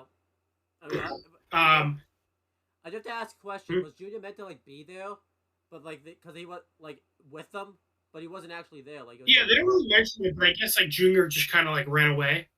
Okay. I don't know. So like, because Junior's alive, like we see him later. So yeah, I guess he was like with Tucker, and then like when CT showed up, he just like booked it out of there. Wow, what a bad son! Not even helping your father. I know, right? He just left Tucker to fucking die. Well, I mean, is Tucker his father or his mother? I'm not really sure actually. oh yeah, right. I guess he's his mom. You're right. Yeah. So he left his mom to die. That's weird. Yeah. That Tucker's his mom. Yeah. Yeah. Oh man, what a. I mean, well, he's also a different species, so like, which is weirder. It's like Fairly Odd Parents then, where like Cosmo's the one, where the boys are the ones that get pregnant in Fairly Odd Parents. Right. Like such a weird fucking situation. Yeah. Yeah, I guess Junior booked it. Because Tucker's here by himself. I think Sergeant Griff mentioned that like, oh, CT said that like they're the dig team, and Tucker's like, yeah, he's a fucking liar. Like he showed up with his goons and they killed everyone. Yeah. And then basically after that happened, Tucker called command, which we saw in season 6. Then he like hid in the temple, shut the gate. And the temple is made of like some kind of like super rock, as they put it, and like CT can't bust in. Well, also CT. But Tucker does mention they got a new like drill that they're hoping is gonna like break in. Yeah. Well, CT also sucks. I think that's why he can't break in. Right. Yeah. He's had months to break in. Imagine it was just like actual rock, like it wasn't special. It was just like rock. Yeah. But CT can't get in anyway. I can see that. Well, because it's funny because like Tucker's like, yeah, he's not getting in here no matter what. But later on when he gets in, like the Reds are like, I thought you said he couldn't get in, and Tucker's like, since when did you start listening to me? I honestly think if the Reds and Blues if the Reds and Caboose never showed up, he was never gonna get in. I think like that, like we talked about. I think it was just gonna be like cat and mouse chase the whole time. Yeah, like Tucker would just be in there until he's like 80. Yeah. Yeah. So they explained it like Command was like looking for all these like alien artifacts, which makes sense because if you remember, Project Freelance was created to like help put an end to the alien war. So it makes sense that they were like that's why they like tortured Alpha and they were like experimenting with AI. So it makes sense they like they found out about this like alien artifact. We'll like send people to go like try to find it. Because they don't know exactly what this alien artifact does, but they just know like they found other ones and they were like extremely powerful. Yeah. So Tucker's like, look, whatever this thing does, we can't let these guys get it. They're gonna like kill a bunch of people with it probably. Yeah. So I like that we just kind of like get to see them catch up a bit. I like how Caboose kind of like sets Tucker up for his catchphrase. And then Tucker's like, come on, dude, you're not going to get me with that lame joke. I'm not that easy. And then they all kind of stare at him. And he's like, well, maybe I am that easy. Bow, chicka, bow, wow. Yeah, so he still got the joke anyways. Yeah, I do. I'm glad we got to hear him say it. It's been a while since we've seen Tucker, so good to have him back. And, like with Lopez, it's nice to see him kind of like taking charge and being a badass, Like, Church was kind of always the one like taking charge of Black and Blood Gulch, but now that like Church is gone, it's like kind of Tucker being the leader. Yeah, definitely, which I like. Yeah. And I think he gets. I also like comeback out of maybe not the best. Like Lopez probably is the best, but like you know, at least he still got almost just as good as a comeback. Like, it kind of sucks that Donut really didn't get much of a comeback. He felt like he just kind of came back just so this plot could happen, type of thing. Yeah, yeah. No, for sure, I agree. What was I gonna say? I also like how Tucker's like saying like I sent I called command for help, like like where's the rest of the help? And Tucker's like did they just send you? Like he didn't bring any other help? Um, and he's like, well, where's Church? And Caboose is like, Church is dead. And Tucker's like, yeah, I know. He's been dead for years. Like, they never stopped him before. I mean, Caboose is like, oh, yeah, it turns out, like, he wasn't a ghost. He was an AI. And Tucker's like, he, like, pauses for a couple seconds. And he's like, yeah, I knew that. That was awesome. Like, and they're like, what? And they're like, yeah, come on. You guys didn't know that? Fucking pay attention. Which is, like, that's, like, a funny joke to, like, the audience. Like, like, we're the ones that actually paid attention, invested the time in the show, and then, like, Tucker's like, yeah, I of course I knew that. Like, yeah, of course. Like, I just love that. Yeah. Like, the audience should have known, like, all along, like, he was an AI, so. I don't know what it's implying, that Tucker somehow knew that he was an AI, he just never told anyone, or that, like, Tucker, like, is just, like, bullshitting. Like he, like, is surprised, but he, like, wants to seem smart. Yeah. I don't know. I don't know what to say, but I'm cool with either. But I like the first one better, just because that'd be funny if he just knew and never told anybody. Like, right, like, because remember, Church died, like, fully believing he was a ghost. Like, he never believed he was an AI. Yeah. But Tucker was just there, and he just, like, knew he was an AI, and he just never said anything. Imagine Tucker just told him randomly just one day, like, oh yeah, by the way, you're not a ghost, you're a computer program, type of thing. Like, and Church was like, what the fuck are you talking about? He's like, all right, whatever, man. Man. It'd be funny if the Tucker just kept dropping it, like, he kept giving Church, like, hints, like, joking hints, and he was just, and Church just like, what? What are you talking about? And, like, Texas Asians never bought it. And Texas Land, she's like, no, don't do that, no. Like, yeah. Like, yeah, that would have been funny. But, while they're talking, they notice Caboose has ran off again, so I'm just like, yeah, he keeps doing that. And then I like how Tucker's like giving them shit. He's like, God, you guys are idiots. How do you keep letting him leave? And then Griff is like, he's on your team, asshole. And then Tucker's like, oh yeah, right. So do you guys want to like help me find him? And then they go to find him. Well, and then I like how like Griff is like giving Tucker shit. He's like, oh man, this is like so embarrassing for you. So sad. And then Tucker's just like, I fucked your sister. Yeah, that was funny. I liked that. Good callback again. Yeah. Well, yeah, because if you remember in season 5, like the whole season, Tucker's like trying to sleep with sister. Yeah. And it's also like she's kind of like a slut. Is like the implication during that season. Like she's always talking about how like she's like getting with a bunch of dudes. I remember that. Yeah. Yeah. Do I keep talking? Give me a second. Well, there's more, isn't there? Oh yeah, right. Oh yeah, right. So yeah, they go to look for Caboose deeper into the temple, and Caboose has like found something in the temple and is like messing with it. And we hear a voice, very familiar voice if you've been watching the show for a while. But Caboose is like trying to like get this voice to calm down. But he's like kind of being like, like he's like knocking shit over and he's like, getting kind of upset. And Tucker and the Reds like think like, oh, someone broke into the temple. And they're like getting ready to attack. But Griff is like, hey, this voice sounds kind of familiar. And I like how Sarge is like, yeah, I find it really annoying and grating. Because obviously like he hates Church because he's blue. But Caboose like calls him Church and they all like freak out, turn around the corner. And we see like this big like alien ball. Yeah. And he's like, who the fuck are these guys? So it is Church. You can tell from the voice, being the same voice actor. But basically, Caboose had Epsilon, and he found the alien artifact that CT is looking for, and he stuck Epsilon inside of it, basically.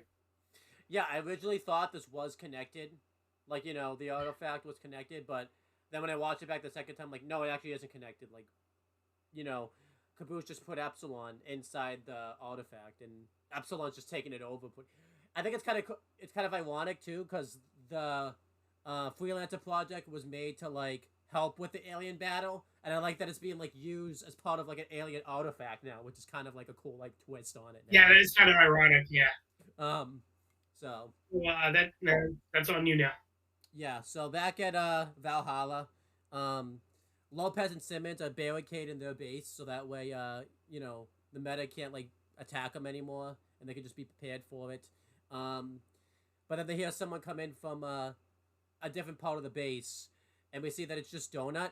And I like it too because before this, Simmons mentions that the meta can like change his appearance and everything like that, and they do a funny joke where even though it is like it's clearly Donut, Lopez is just like, I think we should still kill him. You did, and he's like trying to justify it by saying like, you did say he could change his appearance, like he just wants to kill Donut. I thought that was awesome by Lopez right Yeah. there. And Donut just comes in like, They also had a really cool moment where like Simmons and Lopez are like pointing their guns and they like reload it like synchronized. yeah, that was cool. And yeah, Even though it didn't get as much screen time as I would have liked, Simmons and Lopez were a really cool duo this season. yeah, I liked that. It's another one of those things where like they it's pretty rare. Like normally Lopez kind of like is teaming up with Doc or Sarge, so getting these two to kind of team up was pretty rare, and I like it. Yeah.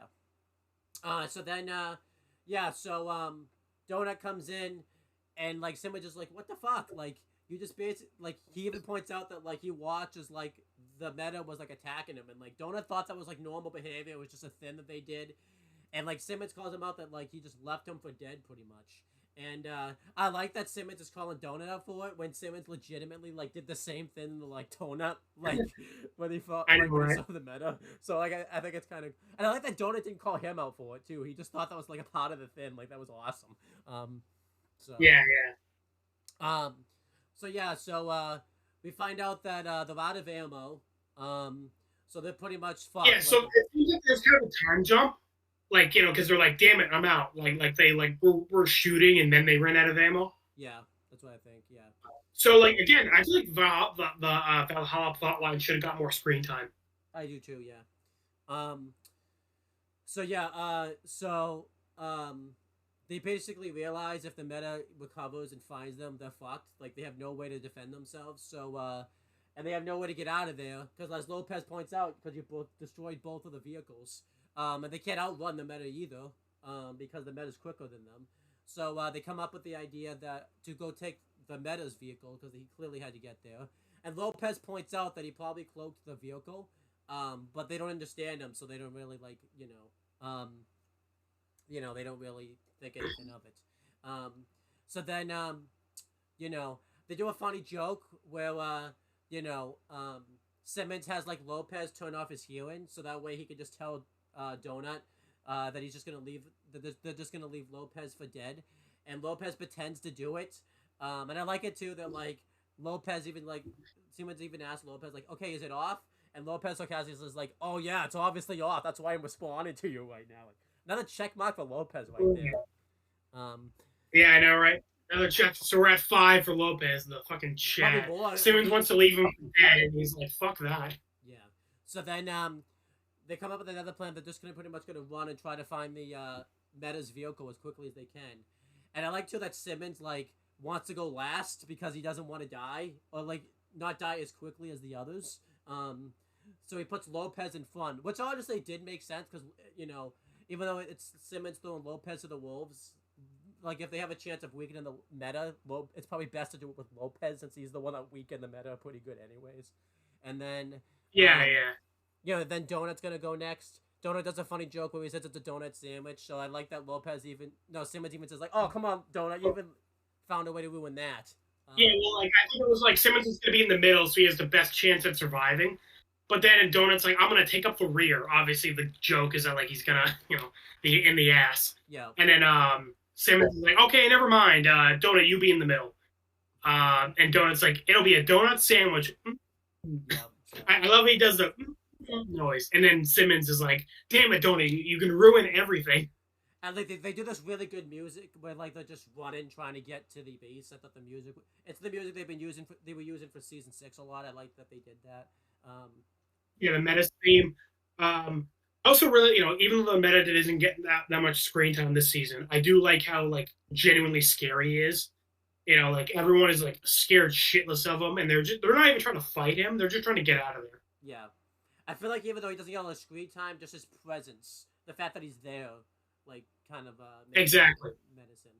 Again, CT has zero presence. He's literally on screen, and the characters don't give a fuck about him. I mean, you're gonna talk about it once Epsilon gets activated. They kind of don't even talk about CT until like they've wakened to the temple. So, yeah, they literally forget about CT, honestly, like 3 times. Honestly, I Meta forgot isn't even on screen, and they're all scared shitless of him. Honestly, I'll just tell you this: the first time watching this, I forgot about CT when I was watching this the first time around. Like, I don't blame you. I kind of forgot about him too. I've seen this a few times, and I forgot about CT. Every time we watch it back to, like, oh yeah, CT is like he's a thing. He's there. For real, I'm like, oh yeah, because I like barely ever mention him too. Like whenever they talk about like the villains they fought, like they mention Omega, they mention the meta, but it's like, oh yeah, CT is like there too, I guess. Yeah. I mean, I'll just tell you this: I forget what happens to him at the end of the season. So when I watch it back, I didn't remember until I watched it back the second time. So right, yeah, you forget. Yeah. Which is funny because that's like the last thing that happens in the desert too. Yeah. But anyhow, yeah.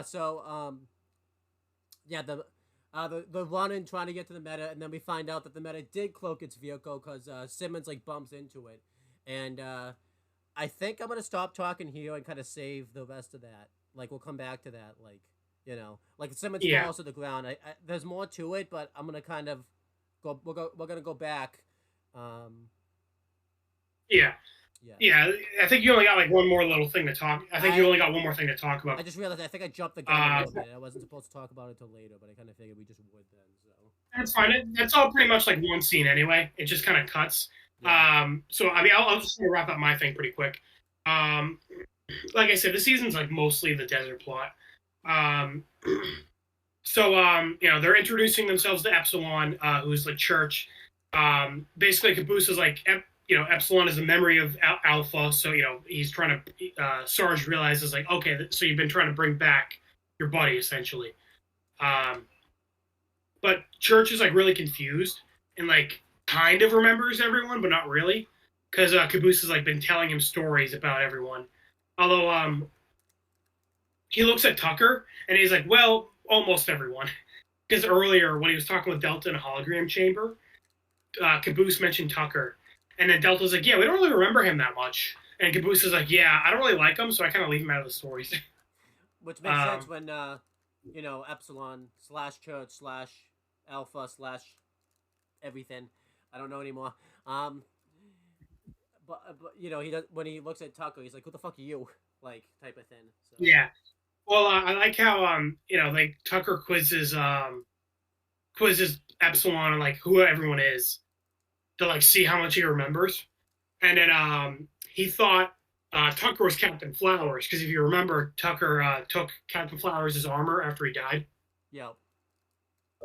And I like how Church is like confused by that. He's like, yeah, I didn't ask about that. Is he like a zombie, or like how is he alive? And then he says Griff is yellow and his name is spelled with 2 F's. And that like Caboose was very specific about that second F. I like that. That's kind of like 2 quote-unquote meta jokes, haha, meta.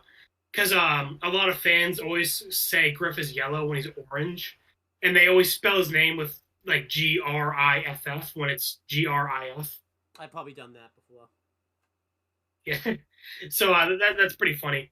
And then Church was actually pretty spot on about Sarge. He's like, oh, you're Sarge. You're the... at first he thought he was Simmons, but then he's like, okay, if you're not Simmons, you're Sarge. You're the leader of the red team, right? And then Sarge was like, oh, yeah, that's right. And Tucker's like, well, give it a minute.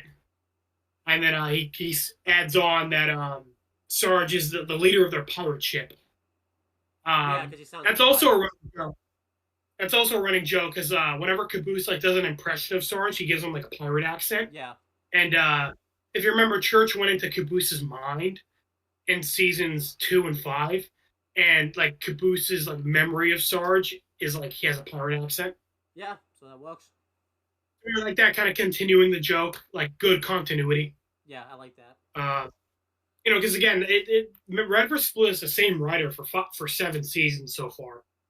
So it makes sense when you have the same writer for so long. Like it makes sense you'd have like good continuity. Yeah, I like that. Yeah. But basically, they all start bickering because, as I mentioned earlier, Tucker and Caboose start arguing about the time travel thing, and they all kind of start arguing because like Sarge chimes in and he like tells Griff like, "I always thought your armors were yellow too." Um, but Caboose gets them all to shut up. Not Caboose, Church, and he's like starts to take charge. And he's like, "Look, I'm a natural born leader. Like, just trust me, and we'll get through this." But like as he's talking, he starts like moving away, and he's like, "Oh, I don't have full control over my body, so I'm just like, he's like kind of just like slowly started drifting away, and he like can't control it." They do a funny joke. He's like, "I'll be right back. I'm so leader. Fuck you." Yeah, yeah. And then I like how Sarge is like, "Yeah, good going, Winston Churchill."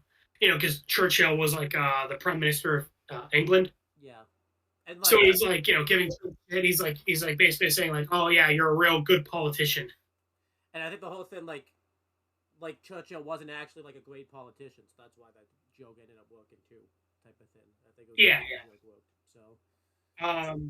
So Caboose and Tucker go after Church, and I like that we get a scene with like all the Blues together because they haven't been together since season 5.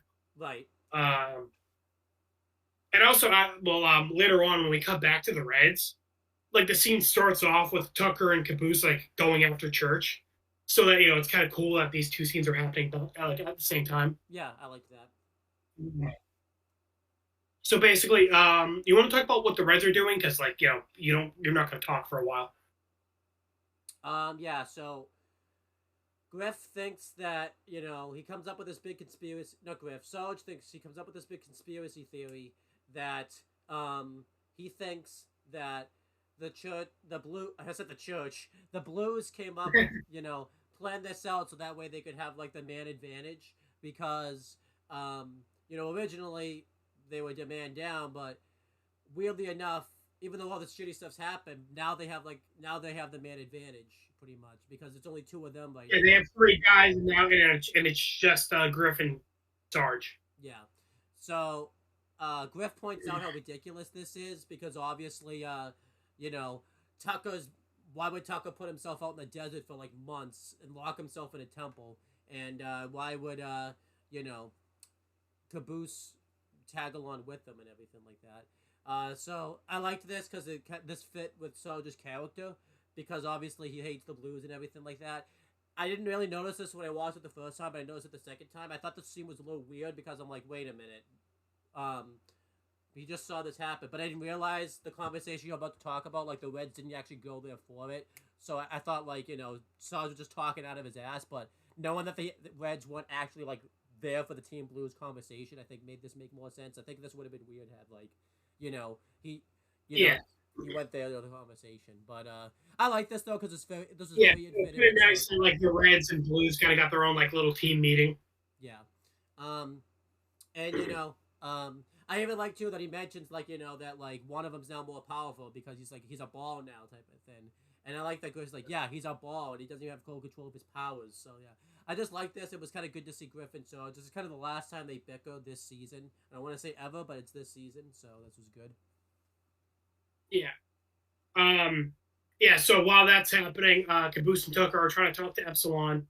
And Epsilon's like going through like all of his like files and programs while trying to figure out what he can do. And Caboose is like trying to stop him from doing that because he knows that Epsilon has like repressed all the like torture Alpha went through. I do like the joke where Caboose is trying to explain what a repressed memory is to Tucker. And Tucker's like, yeah, I repress every memory I have of you, Caboose. Church like pulls up a video. It's like a cutscene from Halo where the ball he's in can like shoot lasers and he's like trying to do that. But he accidentally turns off his short-term memory. And we get a pretty funny joke where like every time Caboose responds to him, Church like forgot like what they were just talking about. Yeah, like it's short-term memory loss, which is funny. Well, I probably watched this scene like every time I've watched this episode back like 5 times in a row. Like it's hilarious because what's hilarious? Yeah, it's really funny. Because if Tucker didn't like step in and stop this, they would have continued having this conversation probably till Tucker was 85 years old type of thing. Like that's what it just. I know, right? Yeah, they would keep going forever. Yeah, and I like how Um, Tucker was like, "Wow, this is really fucking helpful." Um, I did like and there was a real world reference when Epsilon played the video. Like Caboose said, "Why don't you play Frazier versus Frazier?" And it's kind of cool. Like I always like it when like cartoon. I know Red versus Blue isn't a cartoon, but like this is kind of cool that Red versus it Blue. is. Yeah, ish. But it's kind of cool. Like Red versus Blue made like a real world reference. I thought that was really cool. I liked that a lot. Yeah, yeah, that's cool. Um, but while after everyone's done talking, the temple shakes and they like hear like a breaking noise. Basically, CT was able to get into the building or the temple, and they got to prepare to attack. It would be funny if it was an accident. Also, We've been shitting so much on CT. It'd be funny if it was an accident. Like he didn't even think it was gonna happen. Like, oh shit, I got in, yeah. Like you see him like celebrating too, like in the. It'd be awesome. Like. Yeah, no, yeah, we don't see his reaction to it. He's probably outside, like, "Whoa! Finally, it took months, but we finally got in. We finally broke a rock wall with all our high tech equipment. Jesus Christ, my life is a lie." Oh God, poor CT. Nah, not really. He sucks. Yeah. Also, I do like how Church like still has a short term memory loss like during the next scene. Like they didn't just like forget about it. Yeah, that was. Good. And then Caboose like, smacks him, and then that like turns it off or like turns it back on. Which is really relatable because that's how people try to get like electronic equipment to go. They just hit it sometimes and it just works. So that's pretty relatable. Because he's like, "Ow," and then Caboose is like, "Tucker did it." And he's like, "No, asshole, you did it. I just saw you do it." Yeah. So. I like that they. Yeah. So I mean, even though it's like resolved pretty quickly, I like that they like continue the joke a little bit further and they explain like, okay, he got his memory back. Yeah, and I like that like they didn't like keep it going like the rest of the season and they didn't overstay its welcome. I like that. Yeah, it was there. They resolved it. But they didn't like keep it going too long. I agree. Yeah. So they break into the temple. They get into a firefight. There's a pretty funny joke where Griff is like shooting, and Sarge, instead of helping, is like telling Griff like, "Hey, if I die and you don't, I left like recordings back at Red Base with like 8,000 hours of like me bitching about like a bunch of situations where I'm like yelling at you, and like I want you to listen to them, and remember that like no matter what, I'll always hate you." I like how he says like even if you're feeling good about yourself that day, you've done a lot of stuff. I still want you to play him. Like he wanted to play him even if Griff is feeling good about himself, which is like ooh. Yeah, exactly. And I love that Sarge again, like thinking if he dies and Griff lives, he recorded thousands of hours of him just shit talking Griff, so Griff can listen to it when he's dead. I love that. Griff is never gonna listen to that too. It was just the most funniest thing. No, I know. He just did it just for his own joy, basically. And I feel like in Sarge's mind, he thinks Griff is actually gonna sit down and listen to it, so he feels vindicated doing that, which is just such a Sarge thing. Like, oh yeah, I love it. Completely in character for Sarge. But during the firefight, Church is still like messing around with his like powers, and he realizes he can like move stuff with his mind. And one of the aliens like sees Church and like starts bowing to him and like praying because like the aliens like worship this technology. Church picks up like a giant crate and like smacks the alien with it and like kills him. And Tucker's like, he does this earlier. They show like he like hovers it, like during this fight scene. Like you see like Tucker's getting ready to like take out one of the enemies with a sword, and like it shows like Church did this. So like it wasn't just he just randomly did it. Like it was established. Oh, you're right. Do telekinesis. Yeah. So yeah, they're in the temple for a while, so it kind of blends together a bit. But yeah, I do like Tucker's like, "Whoa, dude, you're kind of like abusing your status as a god," and Church is like, "Hey, hell yeah, man! If you're a god, smite some people." And I do like how Caboose is like, "Oh, maybe that's why your name is Church." That's a pretty funny joke. Yeah, it was good. That's the second joke they did in a row about his name. They called him Churchill, and now they're telling like, "Oh, you're a god because your name is Church." Yeah. And he's like, "Oh wow, I'm like the most powerful being in the universe. I'm like a superhero." but like he loses control of his body again, and he like starts drifting away. That was awesome. Yeah. So yeah, that firefight happens. Um, but Church shows back up. CT is there, and he singles out Tucker, and he's like, you've caused me so much trouble. I like how he like ignores everyone else. As soon as he sees Tucker, he's like, damn it, I hate you. I'm gonna kill you. Because the Reds have been pissing him off, but they've only been annoying him for like a day, whereas Tucker has caused him months of trouble. Definitely. But yeah, he sees Epsilon, and like you pointed out off camera, it's kind of cool because like CTD doesn't even know about Epsilon or Project Freelancer. He's just like, oh shit, that's the alien artifact. You activated it. One of CT's goons shoots Church and like knocks him out. And I like how he says like, oh, great shot, Jones. And he says, oh, well, thank you, sir, but my name is actually Joannis. Yeah. So reversal from the joke from last season. I like that. Well, it's also funny because last season the joke about Jones was made with Gavin Free, like the voice actor was Gavin Free, and now he's directing the season. So kind of funny how that joke carried over. Yeah. But Smith and the other aliens get pissed off that they're like attacking the alien artifact they worship, and they start like attacking their human buddies.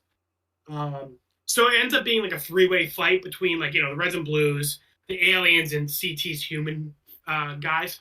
I always enjoy like when everyone's just fighting amongst themselves too. Like, my favorite one's probably obviously in Avatar when Aang's fighting Azula and like Zuko's fighting Azula. I love that fight. Might be my favorite fight in the show. My only problem was I wish like Aang and Zuko fought a little bit because it was mainly like Aang and Zuko fighting Azula. Like they didn't really fight each other. Yeah, I would have liked that. Yeah, but that fight was great. I love that. Might be my favorite fight in the show. Yeah, that is a problem I have with a lot of like three-way fights. Is like they typically end up being like 2v1s kind of, or like like in the case of Aang and Zuko, they weren't really helping each other, but they weren't really attacking each other either. They were both attacking Azula. Yeah, I like so even 2v1, it was still like not really a 3v3. Yeah, wrestling does like a lot of like three-way fights, which is really cool because sometimes like all the storylines can mesh together, and it's cool to see like sometimes when it's two like bad guys, versus a good guy, but sometimes I like it when it's like two bad guys. Yeah, that's always cool. Versus a bad guy, it's cool. But I like three-way fights, especially like when they really break down and everyone just starts fighting with each other. Because sometimes they do it like first where the two good guys or the two bad guys will work together to take out, whoever the opposing good guy or bad guy is. But once it breaks down into like a three-way fight, it's awesome. Well, yeah, that's what happened with Avatar, where like Zuko and Aang were really helping each other, but they weren't like fighting each other. But then towards the end, they were helping each other because Zula was. Although with Rooster Teeth, because they made Red versus Blue, they in their show Ruby, they had a three-way fight in season 7, I want to say. Where I loved the beginning of the fight, where it really was like a 3v3, like they were all fighting each other. But then, like, that didn't last too long, and then it became, like two of them teamed up against the other guy. And it was kind of dumb, because, like, the good guy, it was, like, a good guy, like, a morally gray guy, and, like, a serial killer. And the good guy teamed up with the serial killer to beat the morally gray guy. That's weird. And I'm like, okay, if you're going to team up with someone, don't team up with the serial killer. Yeah, that's weird. Yeah. So I'm just saying, like, Red vs. Rooster Teeth, they have done three-way fights, like, in a few of their shows, but I think they have a bit of trouble, like, kind of nailing it, in my opinion. Yeah, I could see that. Yeah, I would say this three-way fight, like, the aliens kind of disappear from it for a while. You don't really see, like, there's a bit where... Yeah, that was my thing, because you pointed out, like, it's really cool when the storylines kind of, like, connect, whereas here, the aliens are, like, kind of just there. Yeah. I think they mainly turned on CT to like kind of get the Reds and Blues out of the situation. Definitely. Because they get taken out pretty quick. Like they're like not really like much of a threat. Yeah. Poor Smith. I think Smith got taken out by CT, and that sucks. Smith Yeah, is. pretty much. Yeah, yeah. Poor Smith. He was buddies with CT, and then CT like ran into him, killed him. Yep. Uh, but yeah, Um, CT grabbed Epsilon, got in the car, and drove off. He was trying to get away. I will say, Red the Red. this fight didn't have music. I don't want to critique it too much because we're not watching it off of Rooster Teeth's channel, so I don't know if it was a copyright thing. They had to take, like, if it had music originally and they had to take it off, or it just didn't have music. But it made the fight weird that they didn't have music. Like, it was not boring, but like music would have helped. But I'm not gonna critique it too much because again, it could have been a copyright thing because Great minds think alike. I was gonna say this is a really cool chase scene, but like it's like dead silent, like no music, and I think that's really weird. That wasn't like a re-upload issue. That was like it never had music. okay, so that's Which is really weird because this season I think did a really good job with its music. The Metis theme is great, and like the end scene we get later on has a really good like song to like end the season on. yeah. Um, So I don't know why this didn't have music. It was just right, like, it's definitely should have music. yeah, But the chase is cool. CT kills Smith, R.I.P. Smith. Looking forward to your spinoff. yeah. There's one scene I really like where the Reds use their EMP gun and it stalls.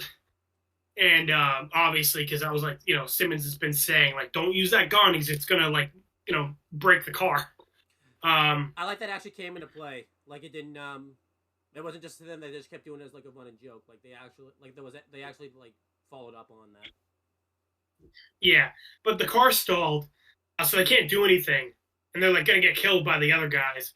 But Tucker shows up, and he had his own car, like his own like alien vehicle, and he like does this huge jump, and like it's a really cool scene, like a bunch of different camera shots, really badass. And then he just like fucking totally misses and like slams into the temple. I loved that. That was awesome. But that distracted the CT's guys long enough for the Reds to get their car working, and then they just like shoot and kill them. That was awesome. Like it's really anticlimactic. Like Caboose is like, oh yeah, the cars were up and running again, and they're like, okay, fuck it, kill them, and then they just shoot them and kill them. That's a good joke. Yeah. So yeah, Tucker says like the aliens gave him that car, but they like didn't teach him how to drive it. But yeah, they pretty much caught up to CT. Um, Tucker tells the Reds to like deal with the aliens, and he's gonna go get CT. That was kind of dumb of Tucker because like CT was about to kill him, and like if you're about to be killed by CT, you kind of fucked up in life. Yeah. CT couldn't kill a fly. Honestly. I mean, it's not easy to kill a fly, so. True. But if he did try to kill a fly, it would have taken him months. Probably years. But yeah, somehow Tucker like ran after CT, but like CT got behind him and like held him at gunpoint. And he's gonna kill Tucker, but Tucker looks down because he's like on a ledge. And I think he saw Epsilon because like Epsilon later like floats up. So he like I think he knew Epsilon was gonna come help him out. But he kind of like buys time. And he's like, "Hey, CT, so like, okay, you got me, but like before you kill me, like, who are you really? And like, what are you doing here?" And CT says, "I'm sorry, you'll never know." Which I do kind of like that, because like that is pretty common for like a villain thing. For like, oh, I'm about to kill you, so let me tell you my whole life story. So I do kind of like how CT is like, no, I'm not fucking telling you, fuck you. Yeah, Red vs. Blue does a good job of like breaking like the tropes. Like the biggest one is obviously when Washington killed South Dakota. Like when South Dakota's like, "What are you gonna do? Shoot me?" Like I like that Washington like shot him mid sentence. They didn't do like the yeah. Quote. But yeah, then Epsilon shows up, and CT's confused as he's like, "What the hell is that thing?" Which is weird because he already saw Epsilon, so I'm like, I don't know why he's like confused. Yeah. But he sucks, so it makes sense. So. Yeah. But he calls it a thing, and Church didn't like that because remember, he was getting tortured. Like he wasn't even being treated. He was being treated as like a thing. Just to like make more fragments. So he doesn't like being called a thing. Yeah. So that activates the laser, and it blasts right through CT and kills him like instantly. And I like how Epsilon's like, I am not a thing. My name is Leonard Church, and you will fear my laser face. Yeah, so maybe like PTSD kicked in or something, or like some type of like Yeah, regressed memory. So but I do like he calls himself, Church and not Epsilon. yeah, So, because as we go on, we'll see kind of the differences between Alpha and Epsilon. Like they're not exactly the same, that's but cool. I think the best way to put it is like Alpha isn't Epsilon, Epsilon isn't Alpha, but they're both Church. That's kind of the best way to put it. Okay. Uh, Kind of like as I was telling you like off camera, it's kind of like Avatar, where like Roku is the Avatar, Aang is the Avatar, Korra is the Avatar. Like they're all the Avatar, but they're all different people. Yeah, They're all the same but different. yeah. It's just not reincarnated, but it's multiple personality disorder type of thing. They're not the same, Yeah, pretty much. same different mindsets type of thing. I guess Epsilon would be Alpha's like son. If you think about it. Yeah, I would agree with that. Yeah. But they're also kind of the same person. Um, yeah. So Church kills CT. Um, yeah, and then the Reds in Caboose catch up with Tucker, and they all kind of just meet up, and they see the aliens are kind of like all like jump like are all like staring at them, like they have like them surrounded. And that's kind of it, kind of just ends there, like pretty abrupt, honestly. Or Yeah, so yeah, that's kind of it for the desert. The desert scene was desert section was really cool. I liked it. Like the setting. Glad Church is back. So blue team is all together again. My main issues are CT sucks, and um, it kind of just ends pretty abruptly. Yeah, I And would like have you liked. said, like the chase scene definitely could have used some music. Yeah. Um. Yeah. Again, like I said originally, I forgot that like CT died at the end because it's like in the middle. Um. You know. Of like the next bit I'm about to talk about, so I think that's why I forgot about it. So. Um. Oh, really quick thing, because this is a cool like behind the scenes thing. So Monty Ohm, he was a big lead animator at Rooster Teeth. He got hired around this time. He ends up, being a big influence for Red versus Blue going forward.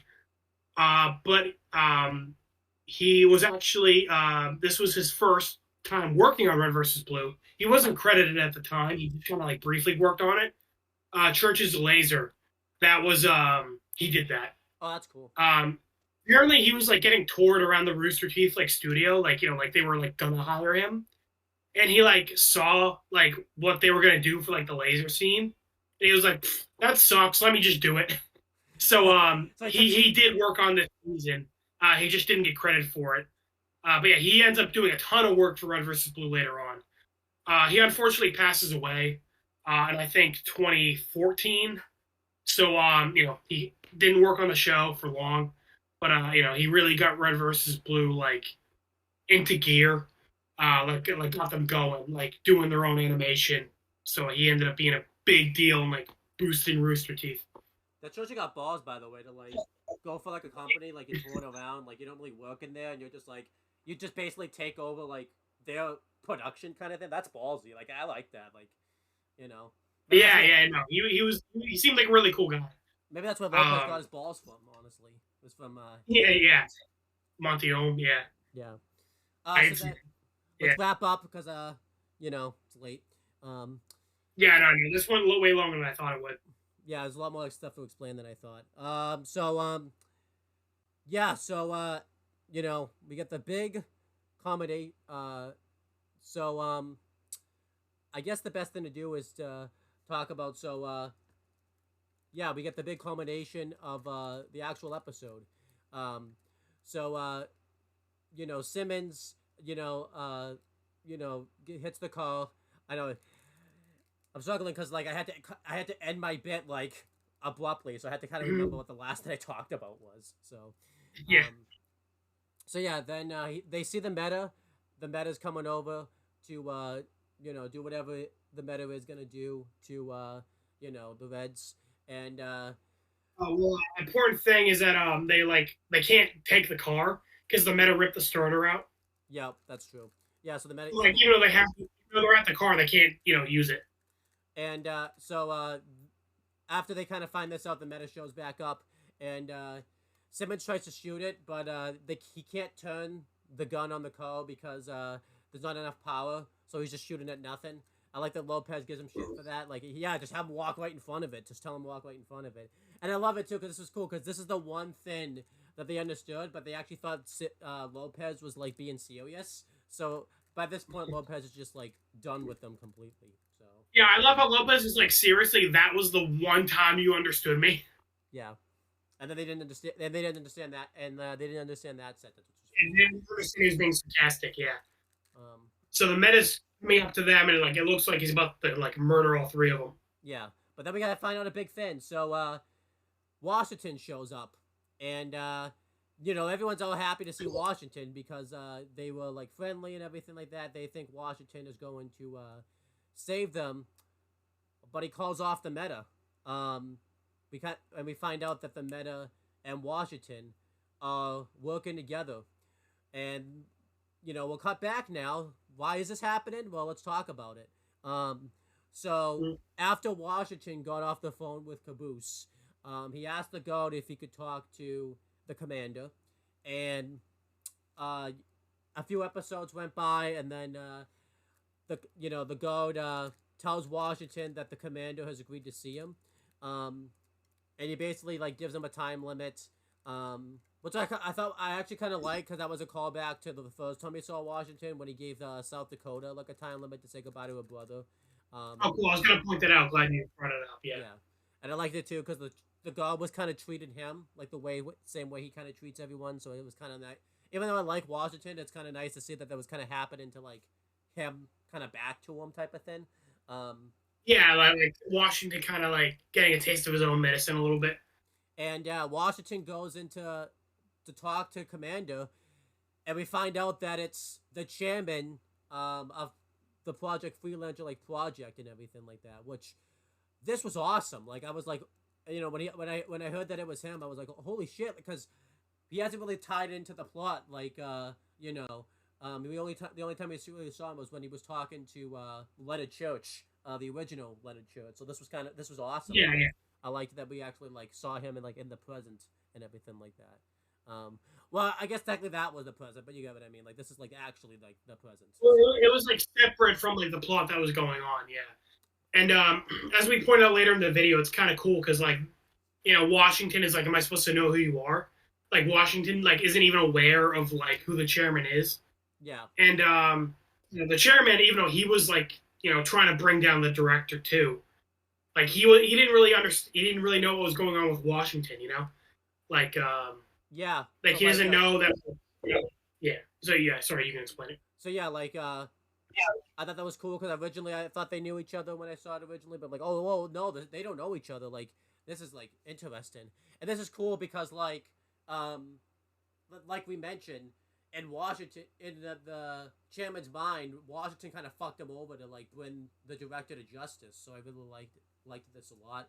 The chairman points out like all of like the crimes that Washington was committed for. So he asked like, "What the hell do you even have to say to me?" Pretty much because like Washington realizes like that he has like some evidence that can help him bring down the director, and the chairman's like, well, wait, why wouldn't you bring this up, like during your trial and everything like that? And Washington says that he knows what the Epsilon unit is, and the chairman's just like, okay, you have my attention, and I do really love that the music kicks in at that when he says that line. That was a really cool moment. Yeah. And Washington reveals, like, yeah, you went through everyone, you checked all your records of all the red team, but you didn't check the blue team. And, the chairman's just like, well, how could that be? We don't have any records of them. And Washington says, like, no, they were deleted, but there was a blue team there that took Epsilon. And, Washington says that, they basically make a deal that, I'll help you get Epsilon back if you give me all the gear, you give me everything that Project Freelancer had, the invisibility, all that stuff, and I'll get a clean slate if I help you bring back Epsilon. And the chairman agrees, which makes more sense. Like you said, like they showed that scene where, because they showed this scene originally, and then it cut to, when the Meta was chasing down Simmons. So that means they had the Meta locked up, and that was pretty much, all that equipment that Washington recommended, the Meta had and everything like that. So, yeah, Washington, but then the chairman just like, well, you know, if you go and talk to the Blues and ask them for Epsilon, what makes you think they'll give it to you? And Washington's just like, what makes you think that I'm going to ask for it? Because I have been stabbed in the back, I've been shot in the back, I have just been lied to so many times, and I have a chance to finally clear my name and get out of here, that I'm going to take Epsilon by force, pretty much. And, it cuts to the present. Yeah. Originally, I think that scene originally wasn't a flashback, it was like the present, but then we find out, like, once the Meta shows up, it becomes like a flashback. So, yeah. Well, yeah, so, like, we don't, that's like the end of the conversation. We don't see how the conversation ends until, like, that is the last scene of the show. Not the show, the season. And then, like, it cuts to black. Because I think it's like, like, he does what he does to Lopez and Donut. And Simmons is, like, screaming at him, like, what are you doing? What's wrong with you? And then, like, we kind of, like, see Wash, like, is, like, thinking about his conversation with the chairman. Yeah. So, yeah, so I love that. Again, we see, like, the present where, like, we're, like, in Simmons' shoes, where we're, like, as surprised as him. And then, we cut to see, like, the end of the conversation with the chairman. And I'm like, oh, shit. Yeah. So that in the present, Washington's, like, basically, telling the Reds to hand over the Epsilon unit. He like, wants to know where it is. He said he's not going to ask twice. And, like, even, Lopez is all confused. Like, wait, isn't this guy supposed to be your friend? Like, Lopez doesn't know what's going on. I like that Lopez was confused, because he was, because he was explained they were friends. And he's like, this is... So I like we even get, like, Lopez's, like, point of view of it and everything like that, which is really cool. Yeah. And Donut, too, because, like, because, like we were saying earlier, like, they probably gave Lopez a rundown, but they didn't tell Donut anything. So, like you said, like, Lopez is like, I thought this guy was your friend. But, like, Simmons is like, oh, look, it's Agent Washington. And Donut's like, who? I don't even know who that is. Yeah, so, like, we got, like, all three versions of, like, a perspective. Like, the person that was actually there, the person that got told the plot, and then the person that knows nothing that's going on. I like that we got all three perspectives. Yeah, really cool to see all three of them, yeah. Which I guess maybe... And I feel bad for Simmons, he's like, oh, thank God we're saved. Washington's here to help us. Yeah.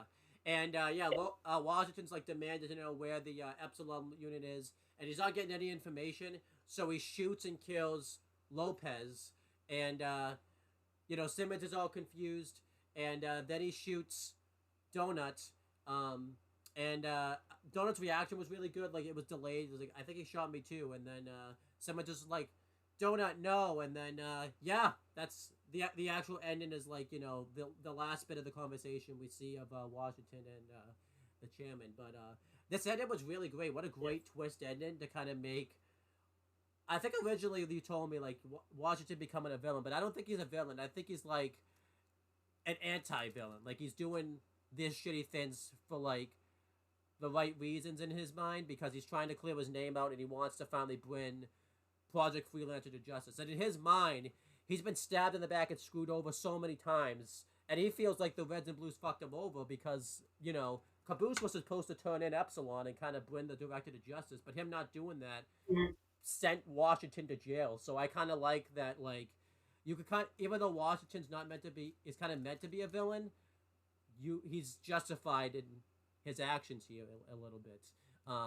Yeah, I love this because I feel like in a lot of situations where you turn a villain to a hero or a hero to a villain, like, you're kind of stretching it, like, is that believable? For Washington, I'm like, 100%, like, like, everything we know about him, I can, like, this makes total sense for his character. And, I know we gave Tucker and Lopez a lot of props this season. Washington was barely in this season, and he still managed to be, like, one of the highlights. Yeah. Honestly, Washington might be my favorite character. He is awesome. Like he always steals the show whenever he's in a scene. And in a way, he Um, kind of fucked himself over a little bit because he killed the guy that knew the coordinates to get to the desert, to where Epsilon is. True, yeah, Donut, yeah, knew where to go. Yeah, I'm pretty sure. I mean, they never really say why. Presumably, they left Simmons alive because like Simmons like knows the situation, whereas like Lopez and Donut don't really know what's going on, so like they're useless. Yeah.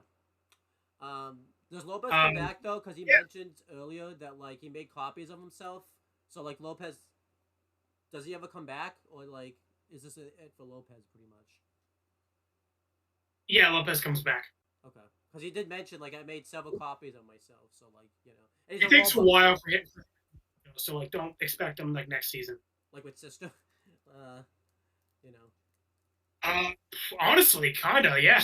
Well, no, not as long, but it takes a while for him to come back. Okay.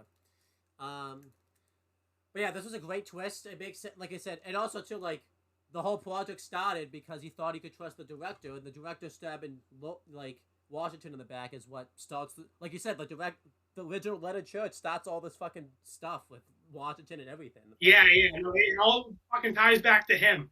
He stabbed Washington in the back, South to stabbed them in the back, and now he thinks the Reds and Blues have done it to him, and he's like, all right, fuck this. I'm just out for number one at this point. Yo, and I like this because we And from his point of view, like he almost died trying to bring the director to justice, and then he gets thrown in jail. So he's like, fuck it. I've been trying to do the right thing, and it has screwed me over. I'm gonna get Epsilon. I'm gonna get out of jail, and I'm gonna start clean. yo, so and him working with the meta does make sense because the meta has all the equipment that he has. Like it works. Yeah, and it makes sense because the meta wants AI, so he wants Epsilon. So it's like perfect. They're kind of like their goals align. Yeah. So this is cool. Um, which is great because again, last season it was all about the Wasp and Meta like trying to kill each other, and now they're working together for the common goal. And it's also really cool because, like we said earlier, Wash was like the main character of last season, and now he's gonna end up being the villain of next season. It's really cool Yeah. how that turned out. And it's gonna be cool. Like, and it makes more sense why the meta wasn't out to, like didn't kill like anyone. Again, I don't know what was gonna happen. Like that, I don't know if Caboose would have just get. That could be a what if. What if like they didn't go on the desert mission? Like would Caboose have just given Epsilon to Washington, like just fine type of thing, or Right, because all the Reds were against Caboose having Epsilon.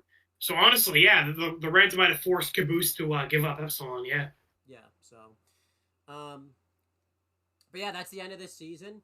Well, we were kind of being vague about it before. So it is kind of like, what if they all went on the desert mission? So like Meta and Washington get to Valhalla and like no one's there, and they're like, well, fuck. Yeah, I guess they. I guess they would have just kept traveling. Like, would they just? I don't even know how they would have known because they would never would have known. They never would have thought to go to the desert. So, you know. Right. So they have no way of like knowing where they're. I guess they would have went back to Valhalla afterwards, but like still, Well, what if they were there for a while? They're like, no one's here, and they left. Like, well. Yeah. Yeah. But yeah, awesome twist. Definitely like was a highlight for the show. The Washington's heel turn is great. Um, great season for Lopez and Tucker. Because they'd been gone from the show for a while, so it's good to have them back. Well, honestly, for Lopez, I feel like that's what makes him getting shot more crushing, is because he was such a fucking MVP this season. Yeah. That like it's like, damn it, like he's so awesome, and like so like him getting shot is like an actual loss. But I think that's why Donut doesn't hit as hard because Donut barely got any shine this season. Yeah, we would have saved this for the end. So yeah, Donut really didn't do shit this season, which is really weird because like the big thing that came, like the big end and the big thing that came out of Relocated was Donut coming back, and then he didn't do shit this season. So it was just really weird. It would have been like he didn't necessarily have to go on the mission, but like even that Valhalla, like it's all about Lopez and Simmons. Like Donut's just kind of a background character for the most part, pretty much. Yeah. I guess Donut because Donut tells him about Epsilon, but like I feel like there was a way, even without Donut, there was a way they could have found out about it. But like that was kind of, it just kind of felt like Donut kind of had to be able to get this plot going, and then to tell like, you know, I mean, even then, like you could have Yeah, done the he's kind of just like the messenger. And then, the whole saying, don't shoot the messenger. Washington shot the messenger. Yep. But, yeah, no, super underwhelming for Donut, especially because, again, he was gone last season. And then he got So, killed like, off. him coming back, Donut's back. Oh, no, he's gone again. He got the mellow treatment then, if you think about it. Donut got the mellow treatment of LVB, if you think Yeah, about he it. did. God damn it. Mello shows up, he's a badass, and then he just fucks off for a while, comes back, and then dies. And it's like, what the fuck? Yeah, so Donut got the mellow treatment. So Blood Gulch left, came back, didn't do shit, died. And it's like, what? Why? yeah, so Yeah. But overall, good season. I think just the unfortunate thing is that it's definitely the weakest out of the Recollection trilogy. Sandwiched in between two really good seasons. Good to have the Reds in the focus, but a bit underwhelming because Reconstruction was so good that like kind of going back to the more like comedy focus made it like underwhelming in comparison. Because Reconstruction showed you can have jokes and be funny while still telling like a really good story. yeah, yeah. And something we praised Reconstruction for was like it didn't really have a lot of fluff. Like it was like to the point. Like every scene was like it had a purpose. This season, like the first third of it, you can just like cut. Yeah. Yeah, I agree. I would probably give this episode. I would probably give this season. I'm giving it an A minus, because of like the last, like half hour or so. Especially the twist with Washington that really made up. Like it was like a B plus, like 89, and I would say like it just barely makes an A minus because of the Washington twist. The Washington twist really made it worth watching and everything like that. I think for me. Yeah. So, well, for me, it's like Washington's great, but then as we're doing this review, I'm like, wow, CT is lame as fuck. Yeah. So now I'm like torn. I think I'll also give it an A minus. Good season, really overall. And I like so not as good as season 6, not as good as season 5. Yeah. Probably like tied with season 3, and then better than season 4, 1, and 2. I agree. There's other things I like about other. I don't want to just give praise to Washington. I liked Lopez this season. I liked I like that the Reds got the storyline focus because that was something that was lacking for a while, especially last season. And then I liked I liked Tucker coming back, and I like that we have all the cast coming back. I liked Epsilon coming back. So there was other good things other than just Washington Twitch. It's just Washington Twitch is what makes it an A minus. So, yeah. Like I was saying before, I think the main reason is that like it's a lot of setup. Yeah. Like Epsilon coming back, that's more so for future seasons. Tucker's back, well, that's cool, but like that's more towards the end. Washington being a villain, it's more for next season. What's up with CT, like that's future shit. So a lot of it is just like setting up future stuff. But yeah, that's pretty much it for this video. Long video. I'll tell you how long it is when we're done. But let's do plugs and promotion. Just check out my channels. I'm going on vacation pretty soon, so you're not going to see a lot of videos. I don't exactly know when you see some of these videos, but AJ and I are going to do season 8 because our goal was to finish LVB before I go on my vacation, and then yeah, that's it. We're gonna go back to Yellow Jackets once I come back from my vacation, and then we'll do GM again once I come back from my vacation. So yeah, just a lot of things to be put on hold, but the main thing is we'll be finishing up the week collection trilogy, which is gonna be cool. So yeah, anything you want to plug? Put spas. I've been working like over 40 hours a week, so I've been pretty tired. But I will try to upload a video eventually. But yeah, that's pretty much it. Thank you for joining us. This video ended up being so long, but hope you enjoyed it. Tune in for Red vs. Blue Revelation Season 8.